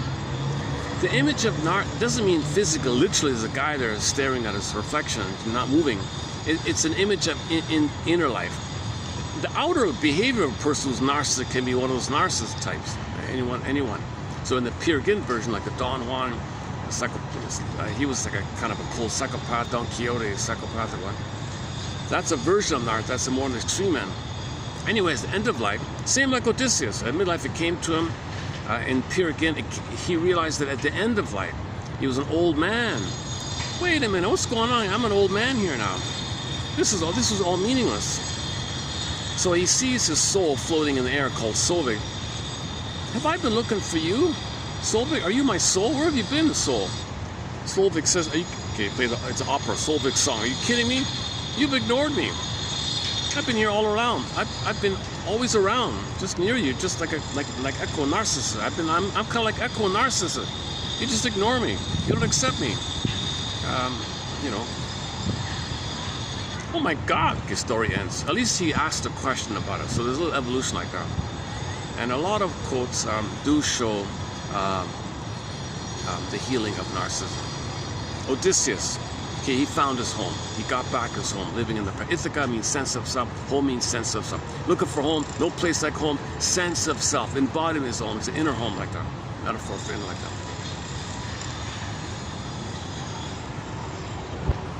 So lower functioning BPTs also have to go on this journey. It'll be maybe more chaotic with lower functioning BPTs. You think the Odyssey story is dramatic. BPTs also have a narcissistic thing. There may be even more they need more help, I guess.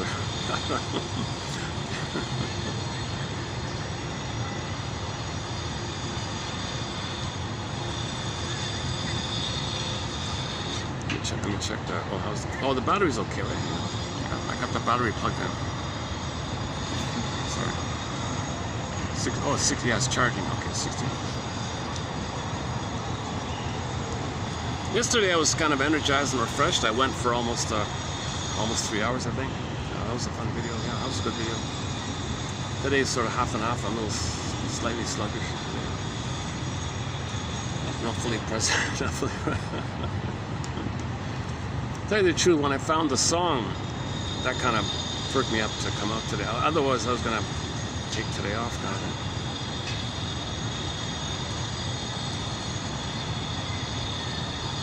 Yeah, Joseph Ferrero, yeah.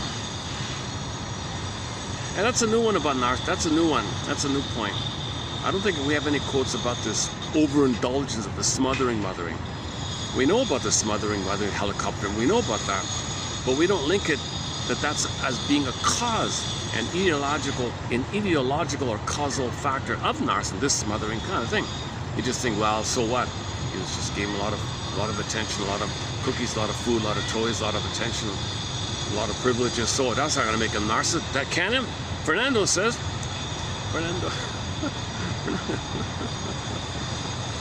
Fernando says yes, it does. And he's hang on a second. Is that his first? Hang on, let me do a quick check here. Am I? Yeah, I'm online. Hold on a sec. His name is Joseph, right? Is he from Italy? I'm assuming he's from Italy with a name like Fernando, but I could be wrong here. Joseph Fernando.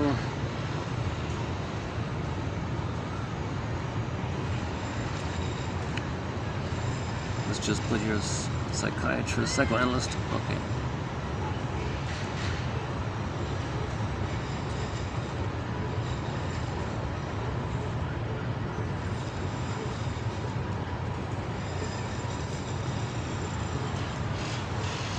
Always from my hometown. Oh, it's not funny. Yeah, there's a huge. He's from my hometown. I'm surprised. Oh, look at that, Dr. Joseph Lac Siri Fernando is a prominent Canadian psychoanalyst, educator, and author based in Toronto. Yeah, he is best known for his award-winning theoretical contributions to the understanding of psychological defenses and trauma.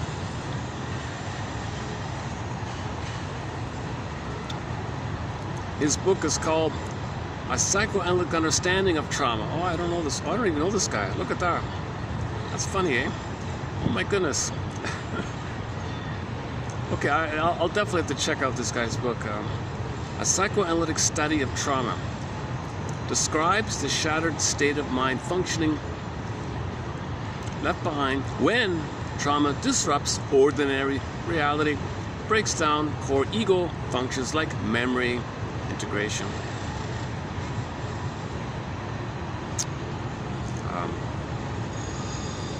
In his other work, it says here, The Process of Defense. So he discusses defense mechanisms and whatever this is, a book or article, I'm not sure. He has maintained a full-time private practice in Toronto for over 30 years. In addition to clinical work, he serves as a training and supervising analyst. Wow, you're kidding. I never heard of this guy. Oh my God. I never heard of this guy. Never heard of this guy until this morning. Is he still around or something?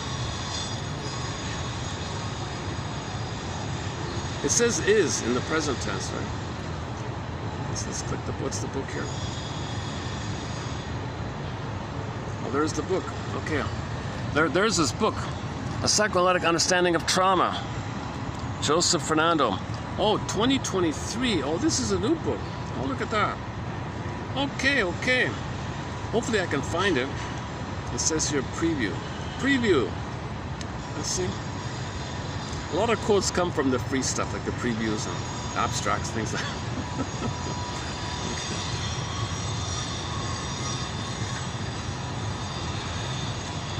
Yeah, 2023. Oh my goodness. Content, table of content. What does it say here? Oh, I can't enlarge it. Oh, hang on. Let's see. Okay, the traumatic process. Table of contents. Okay, lack of prepare. Okay, babies are not going to be prepared. Of course not. No baby's prepared. That adds to the insult. No baby can. No baby expects. No baby is born prepared. Prepare yourself. Mother's going to hurt you. Babies have pure innocent trust. And crash, mother hurt him. Wasn't prepared. Overwhelmed, of course. He talks about conversion symptoms. Yeah, so the anger at your body, you'll get to a symptom called conversion symptom. Okay, the pain in your body is your anger at the mother rebounding in herself, leading to a psychosomatic symptom, also known as conversion symptoms. Okay, you don't think clearly, ego shut down, okay? Disassociation, that's the swoon idea. Fixation to trauma, that's what we've been talking about lately. Yeah, fixation. That's the curse. That's the spell, dash, bound.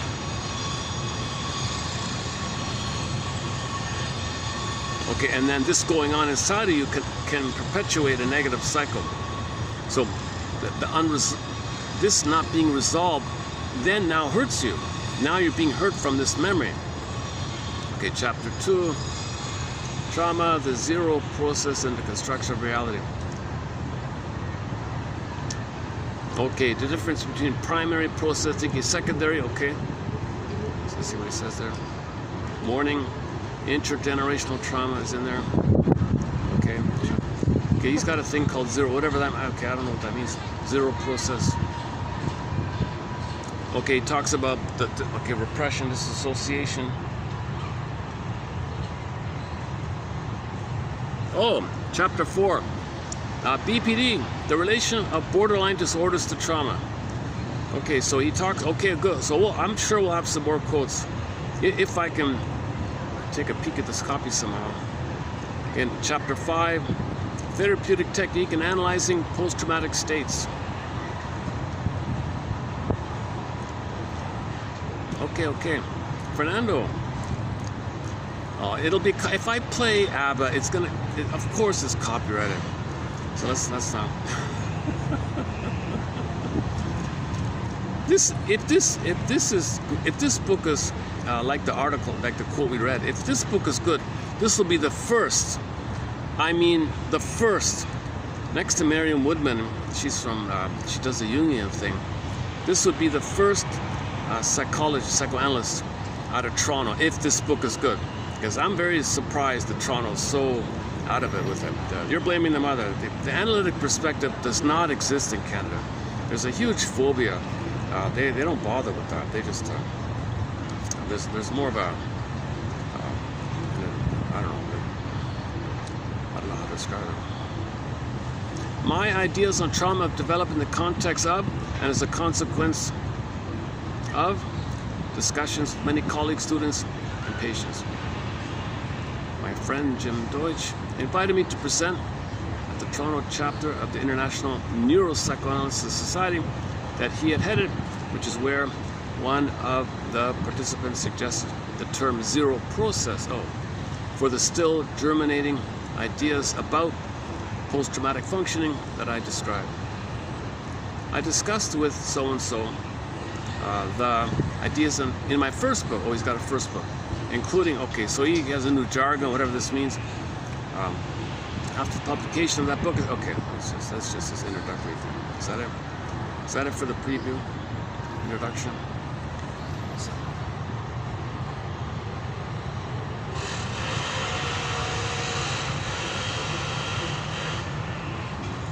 Oh, the print is too small. I can't even get it all on one page here.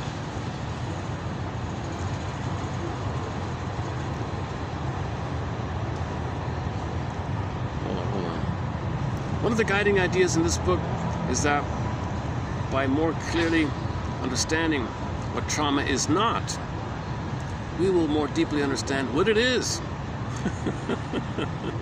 If we extend the idea of trauma so that all sorts of impingements are trauma, and all sorts of, perhaps even all, mental disturbances are thought to be caused by trauma, then it becomes hard to see what trauma really is. It becomes too diffuse and hard to bring into focus. At the same time, this extension of the concept leads to a loss of valuable and hard-won insights into other continents of the mind. After describing some of the basic aspects of trauma in the first chapter, I will, in a second, introduce the concept of zero process as the form of mental functioning left over after the breakdown during trauma of the regular, everyday construction of reality. Okay, so a form of, so how you think after the trauma, that way of thinking, for some reason he's calling it zero okay, nothing's being processed. Oh, no processing. Okay, repetition compulsion, it's a zero process. Okay, if he means it like that, so when you're trauma, you repeat. It's a zero, circular. It's a zero. You're not processing anything. You're not healing anything. You're just repeating, eating a cookie, hoping it's mother's love in the past, without identifying that you hope to get mother's love in the past. It's a zero process activity. There's going to be no processing, zero metabolizing, zero digesting, zero integrating, no processing. There's going to be zero process. Repetition compulsion is a constant zero healing. Like, now, see, that's too restricting, because repetition compulsion is an attempt. You're part. You shouldn't say totally zero. It means 90. I don't like right off the bat, I don't like the phrase zero process. It's too it has a all or nothing, zero, everything or nothing, zero. Like, I don't say already. I'm suspicious already. In repetition compulsion, there's a both and. You're trying to learn. You're trying to communicate. You're trying to heal. You're trying to know your trauma. You repeat. One guy calls it experimenting with remembering. Experimental recollection. You're trying to remember. It's not a zero process. You're attempting to remember. So you do it again and again. I'm trying to remember. I don't remember. I'm trying to remember. I don't remember. I'm trying to remember. I don't remember. And why call that a zero process if you're trying? Like, why put cold water on that? He's trying to remember. The smoker is trying to remember that he wasn't nursed and held and soothed by the mother. He's trying to remember. Don't say zero process. There's an attempt at process. They call it an attempt at process. I would rephrase it, if I understand it, as attempting to process. Attempting to repetition compulsion, attempting to process. Don't call it the way you think after trauma, zero process. Oh, come on. It's too defeating. It's too negative. You know, if you feel sad when you read a guy's theory, it might be that the author has covert depression. That's my feeling about you see, they're trying to communicate their covert depression. If you feel sad reading his depressing theory. A good example of this is recently, I talked about this guy, Thompson, J. Anderson Thompson, the author of the excellent book called Why We Believe in Gods, and the S's in brackets, God or Gods. Excellent book. He surveys the literature, summarizes everything in a couple of hours. You get. It's not an analytic interpretation. It's academic psychology. You know, like cognitive ideas and projection. He doesn't use the word projection, but he kind of talks a lot about it. Anyways, I was curious to see what he was up to lately. The most recent thing he's doing now. Oh my God. Now, I don't really understand it. I don't want to understand it, because right off the bat, it's depressing what he's saying. I don't want to repeat it. But his current working theory is something I don't want to mention. And right off the bat, my first thought was, what's my countertransference? This is a depressing thing you're talking about. Are you trying to export your depression? Are you trying to communicate that you feel covert depression? Have you not aired that out? I thought you did all that. Maybe he didn't. Maybe he's shackled in the academic world. He's in a very restricted, rigid academic community. He's a professor at a very rigid kind of place in a very tense environment, I think, by the sounds of it. He's watched all the time. These people watch him like a hawk, kind of thing. So maybe he is very depressed, doesn't know it. I don't know. So this guy having a zero helpless is hopeless. Maybe he feels hopeless about something. I don't know. What other book says this guy? I can't believe it. Let's see, what else does he have?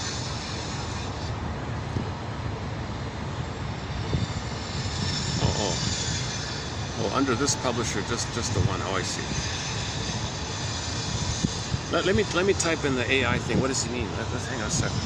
Let's see, what does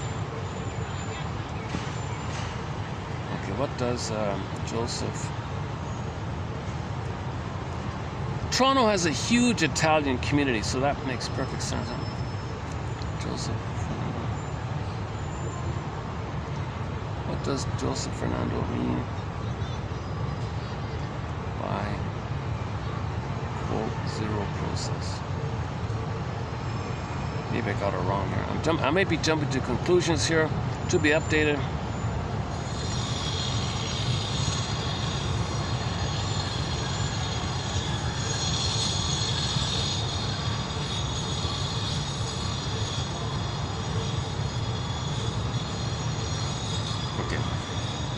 Buffering, thinking. In psychoanalysis, Fernando, I'm so triggered with the ABBA song, right?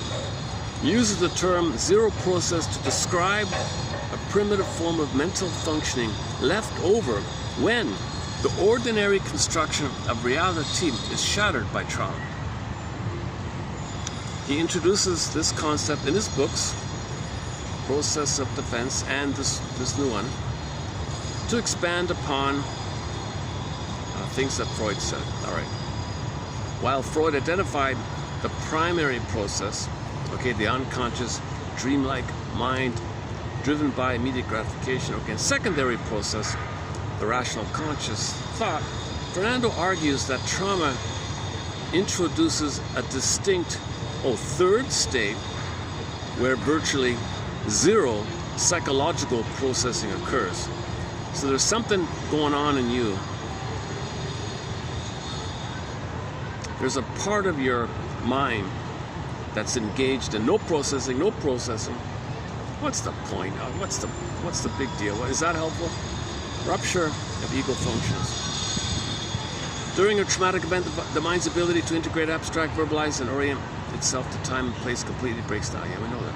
Frozen memories. Because the event is never properly processed, the resulting memories are not stored as narrative past events. They remain frozen in their raw, unconstricted state, all right?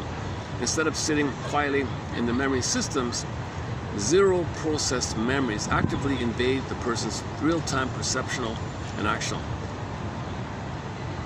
So you're not learning, okay, so you could say it's when you see the present as the past, and you're not processing the past, then in the present you're still seeing the unrecognized past, the unthought known, zero process, unthought known, same idea. I don't know, he wants to be famous for something, coin a term. They all do this for something. Almost all these authors want to create some new term. It's vague, doesn't improve anything. It's just a paraphrase of other things. Living in two worlds, the traumatized person experiences these frozen memories not as the past, but as an immediate flowing reality that is either actively happening in the present, or about to happen in the future. How the zero process manifests. Fernando explains that this unprocessed state, so trauma is unprocessed, right? So go to Philip Bromberg's trilogy, Standing in the Spaces, Awakening the Dreamer, and Shadow of the Tsunami, Emotional Tsunami. Unprocessed, unthought known. Unformulated, known. It's known, but you can't formulate it. You can't think it, unthought. You can't identify. You can't even put words. Rumpelstiltskin. It means it like that. So there's the mode where the queen is trying to find the right word. That's zero. But no, eventually she does name it. She does name Rumpelstiltskin. This phrase is, okay, right off the bat, I personally, I still don't like the phrase. Even now I know more about it, I still don't like it. It's not helpful. It's a cynical thought. It's a cynical attitude. There's an innate drive. That's what the whole Poseidon is about. Poseidon says you're nothing without the gods, the waves and the flux. There's energy. There's an innate drive. There's an innate push for healing. There's no there's never a zero processing. There's always something moving around. There's always something that's trying to make you conscious, unconscious. That's what dreams are about. It's trying to make the unconscious conscious.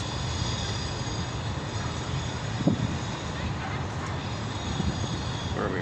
Living in two worlds, the traumatized person experiences these frozen memories not as the past, but as an immediate flowing reality that is either in the present or future art. How the zero process manifests. Fernando,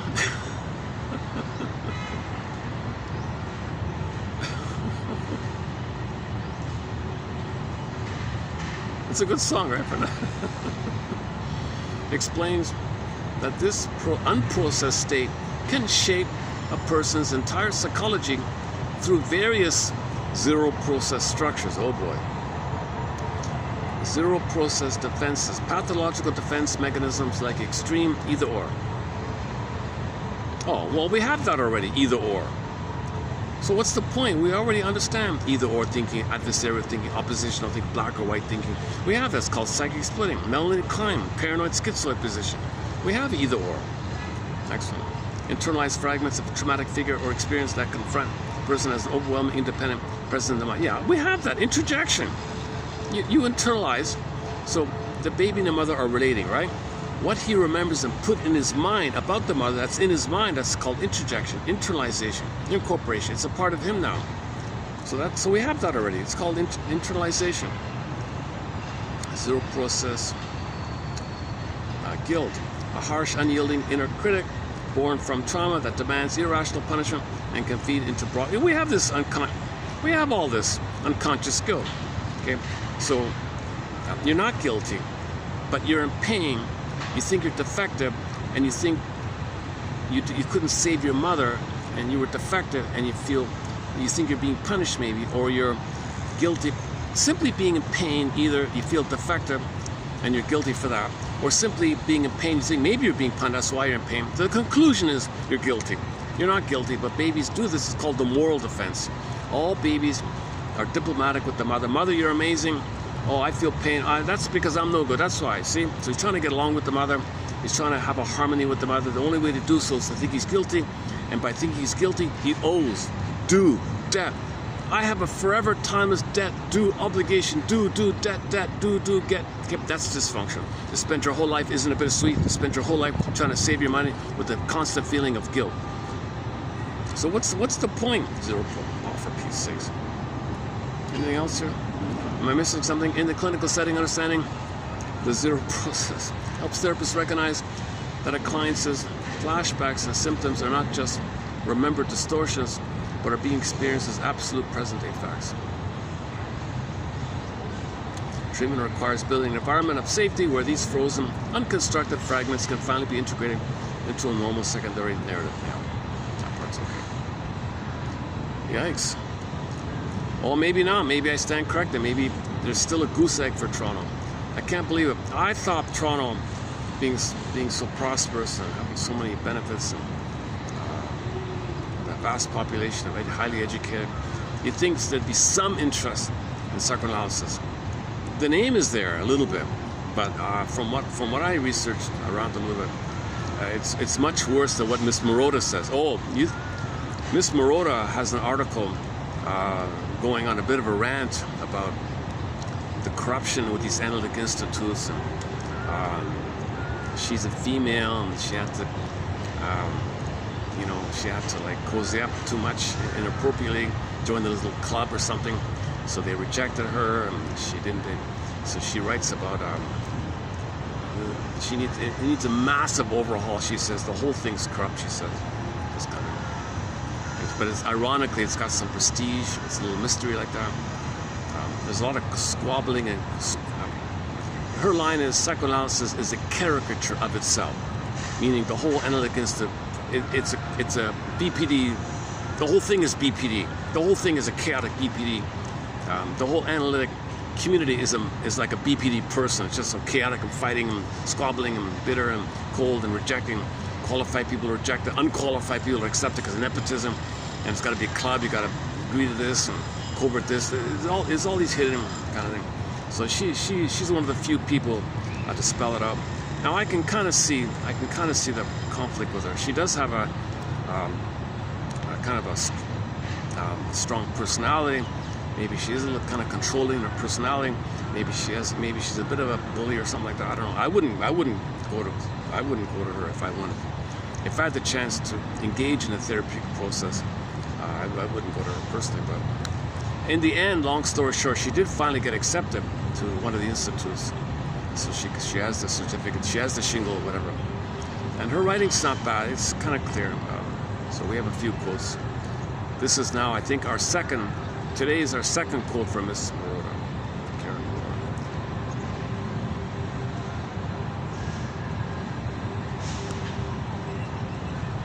She's got a blind spot herself. We all have blind spots. I think I understand her a little bit. She's got a blind spot. She's trying to face it herself.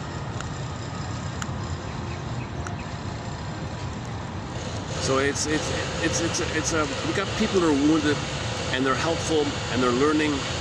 So she ended up doing what a lot of people do who are not really truly neutral or objective. They do the intersubjective thing. So I think she's now with the intersubjective thing, Sullivan. That's where it's a model where the therapist and the client can both be clients and therapists to each other and engage in the mess.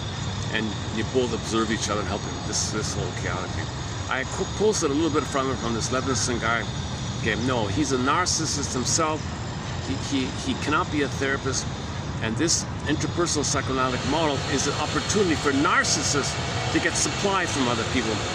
Because the model says, well, we're both in therapy, we're both clients, we're both therapists. So they do it like that, called interpersonal. It's not really like that.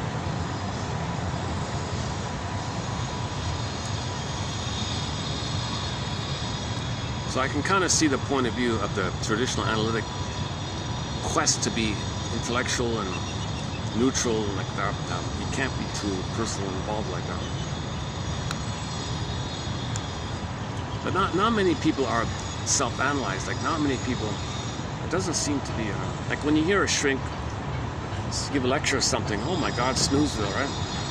The idea of Snoozeville, by the way, might be because the speaker is in a bubble. If you're listening to me and you're bored, maybe you're picking up my cocoon thing, right? I'm not present. I feel a little absent-minded in these videos, so hence the low views, right? If somebody is emotional in body, they might get a little more attention like that.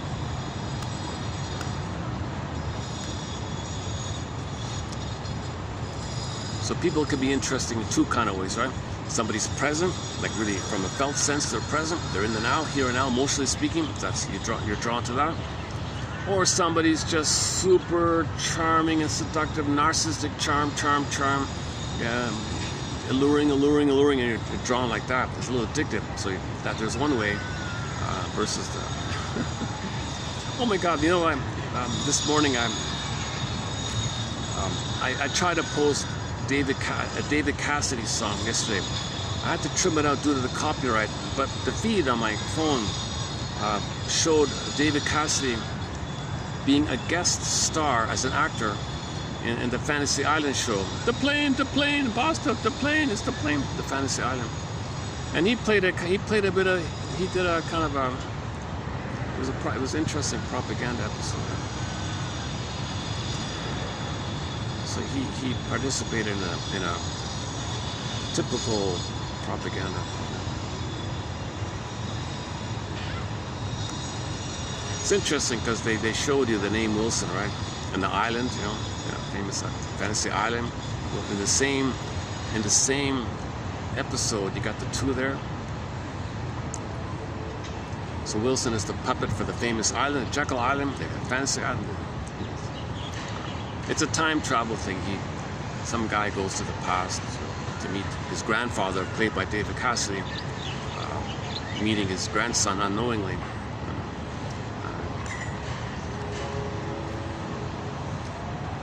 Yeah, we have one AI song on our soundtrack, just one so far, only one. The Creature from Jekyll Island, by something called The Shocking Truth. Whoever made it, I have no idea. You know, this thing with Wilson is interesting because Mr. Freud, uncharacteristically, out of character, went on a huge, extremely strong emotional rant about this Wilson guy, this puppet guy. Saying he's the greatest villain on the planet and all the history, one of the worst people in all. It was on and on like that. It seemed a little odd like that. And I think made me suspicious because it's out of character. So he's trying to focus on the puppet. And in that David Cassidy episode, also on the puppet. Okay, this guy's just a puppet. So all this focus on the puppet is a distraction to protect behind the puppet masters. So nobody talks about the puppet masters. So why is that? Why is that? Because the imprint in the mind is baby cannot know mother's hurting him. Baby is a fantasy bond. The mother loves him. So that's the fantasy bond. Mother loves him. He needs this fantasy bond. The mother loves him. He can't know the truth. Mother, so split. Something else is threatening.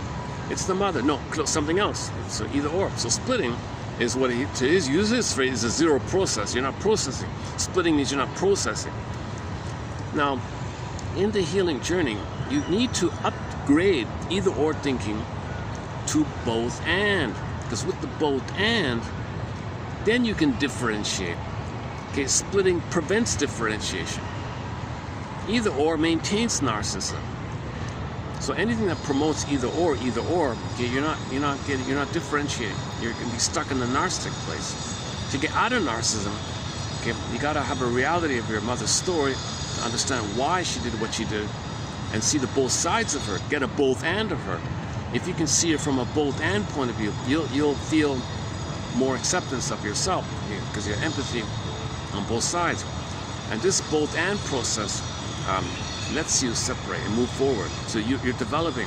So there's never a zero process. I don't like this phrase. We're always trying to heal. We're always. Well, there's energy. There's always energy. I mean it like that. There's always energy. Always. Are we allowed to say there's always? I'm trying to avoid the terms. There's an innate drive for healing. There's a. I mean, come on. There's always things are moving all the time. Right? Nothing's permanently still. Right? So his idea of something's permanently still, it can't be. Even the frozen woolly mammoth and the block of ice in Siberia. Who knows? Who knows? Who knows? Maybe he can come back to life. Who knows? So there's some. Wow. If he comes back to life, that means this frozen state to the coming back to life state, there was a process in between the two. There's no zero pro. There's some processing going on. Healing is always trying to take place.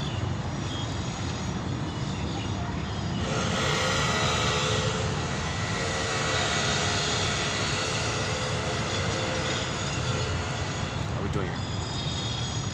Okay, I've got about 30 minutes on the storage. My storage only gives me 2 hours and 40 minutes, roughly.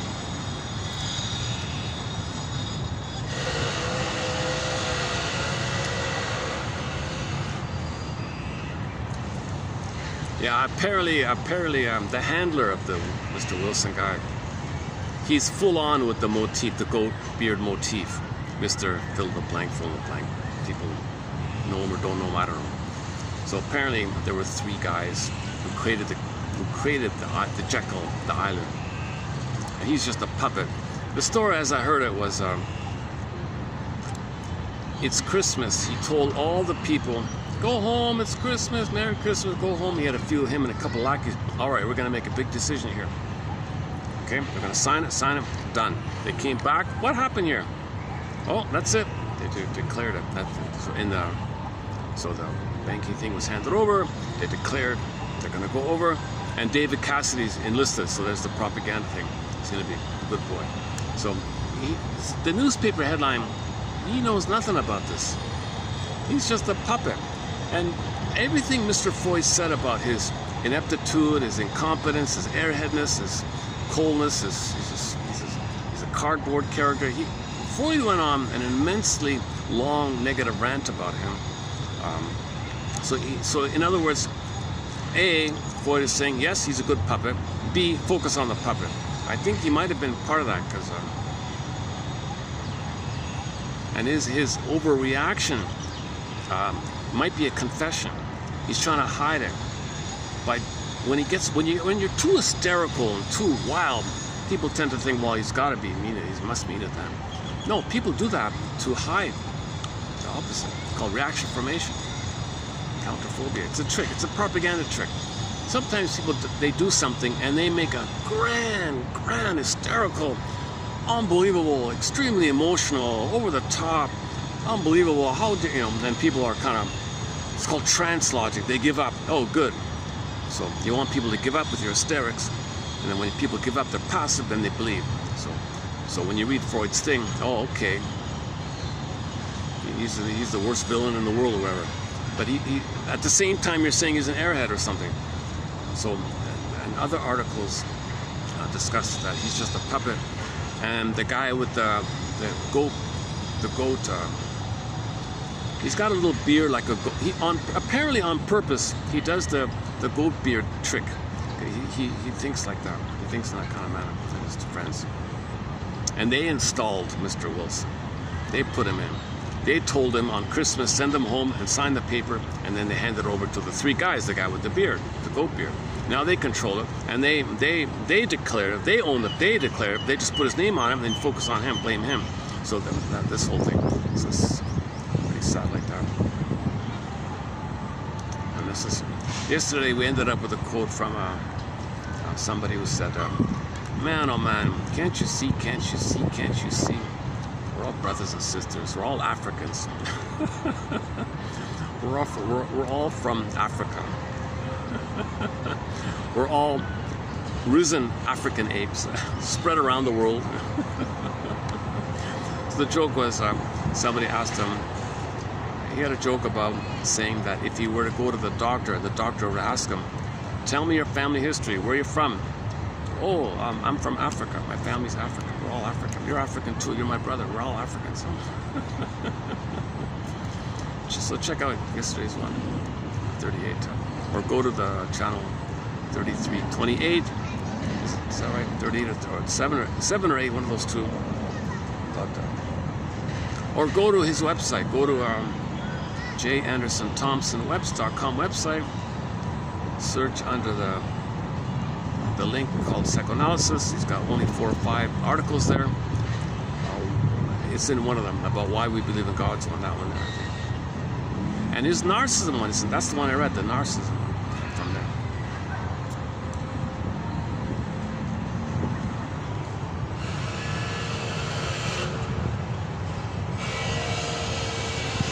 Maybe I'll wrap it up here. I don't talk about current outer events like that. Just sometimes a little bit, just to make a point or something. Because a lot of the outer is a reflection of the inner state. So they're kind of linked together, like prejudice. Okay, that's the outer thing you're doing, prejudice. Well, there's an inner thing that's going on that leads to prejudice. Narcissism, okay, is the psychology of narcissism is going to lead to prejudice. Prejudice is an attitude that you have outwardly like that. Well, it comes from the inner psychic structure of fusion, anger, and either or, paranoid schizoid position. Something I haven't done in ages. Let's visit Radio Garden, the website, Radio Garden. End on a fun note. When I find a fun song, we'll wrap it up here. A good website I highly recommend is Radio Garden. You get you got a play button. You press the play button after you get rid of all the ads, of course. Furniture, okay. Close. Yeah, it's not closing. Okay. So you got it starts with the play button, and you get a globe with thousands of green dots, and just move the cursor over to a dot, and you hear the radio for that station. Okay.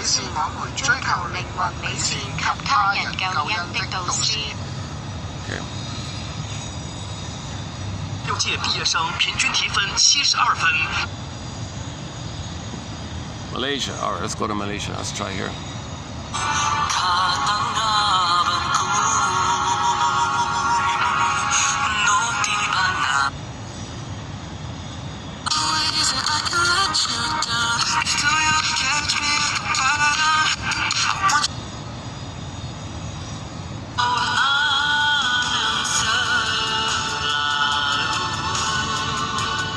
Oh, hang on. I forgot. I found this morning a cover, a very good cover, a French, in the French language, a French cover of the famous, what's it called again? I think it's, you'll recognize it. From one of the musical operas or something. The opera singer Kate Smith sings it. To dream the impossible dream. This one, right? To dream the impossible.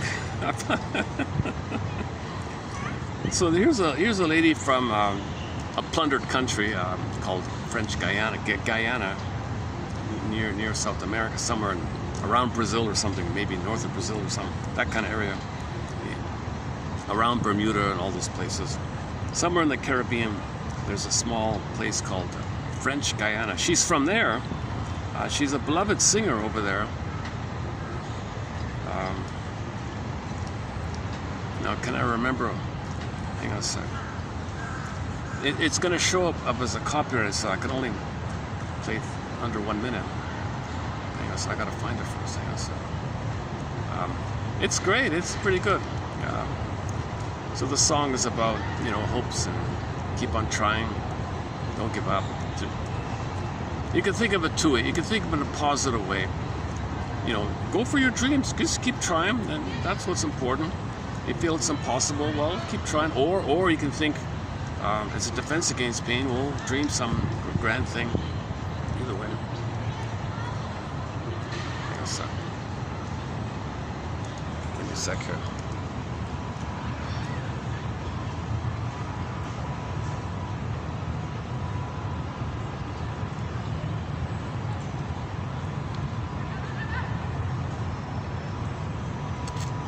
And when the song ends, I'll hit the stop button. Wrap it up for today here.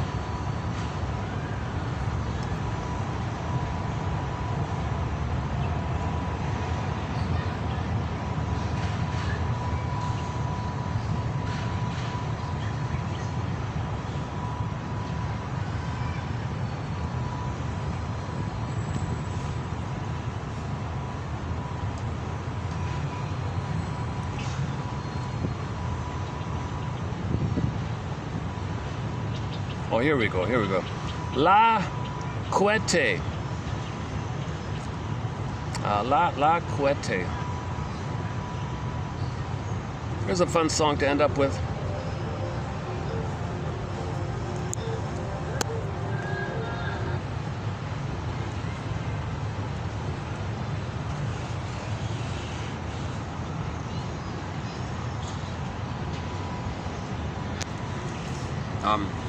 Now, remember, in the unconscious in every person, the unconscious part of the person believes the symptom is needed because something worse would happen without it. Now, like Bruce Ecker says, consciously, you realize the high cost about this. Not using your gifts, time passing by. It's a huge expense to feel like life is passing you by. So consciously, you don't want to do the same thing over and over in your cocoon. But at the same time your unconscious does want it because your unconscious thinks, once again, something worse would happen if it didn't do it. If your unconscious didn't give you the symptom, didn't give you your dysfunction, your unconscious believes something worse would happen. So have gratitude and thank your inner child of the past. Okay, so theater of mind exercise. You're in the audience, your soul comes on stage, and he can't speak, he's trapped in awe. Thank your inner child. Thank you for coping. Thank you for adapting. Thank you for doing what you did.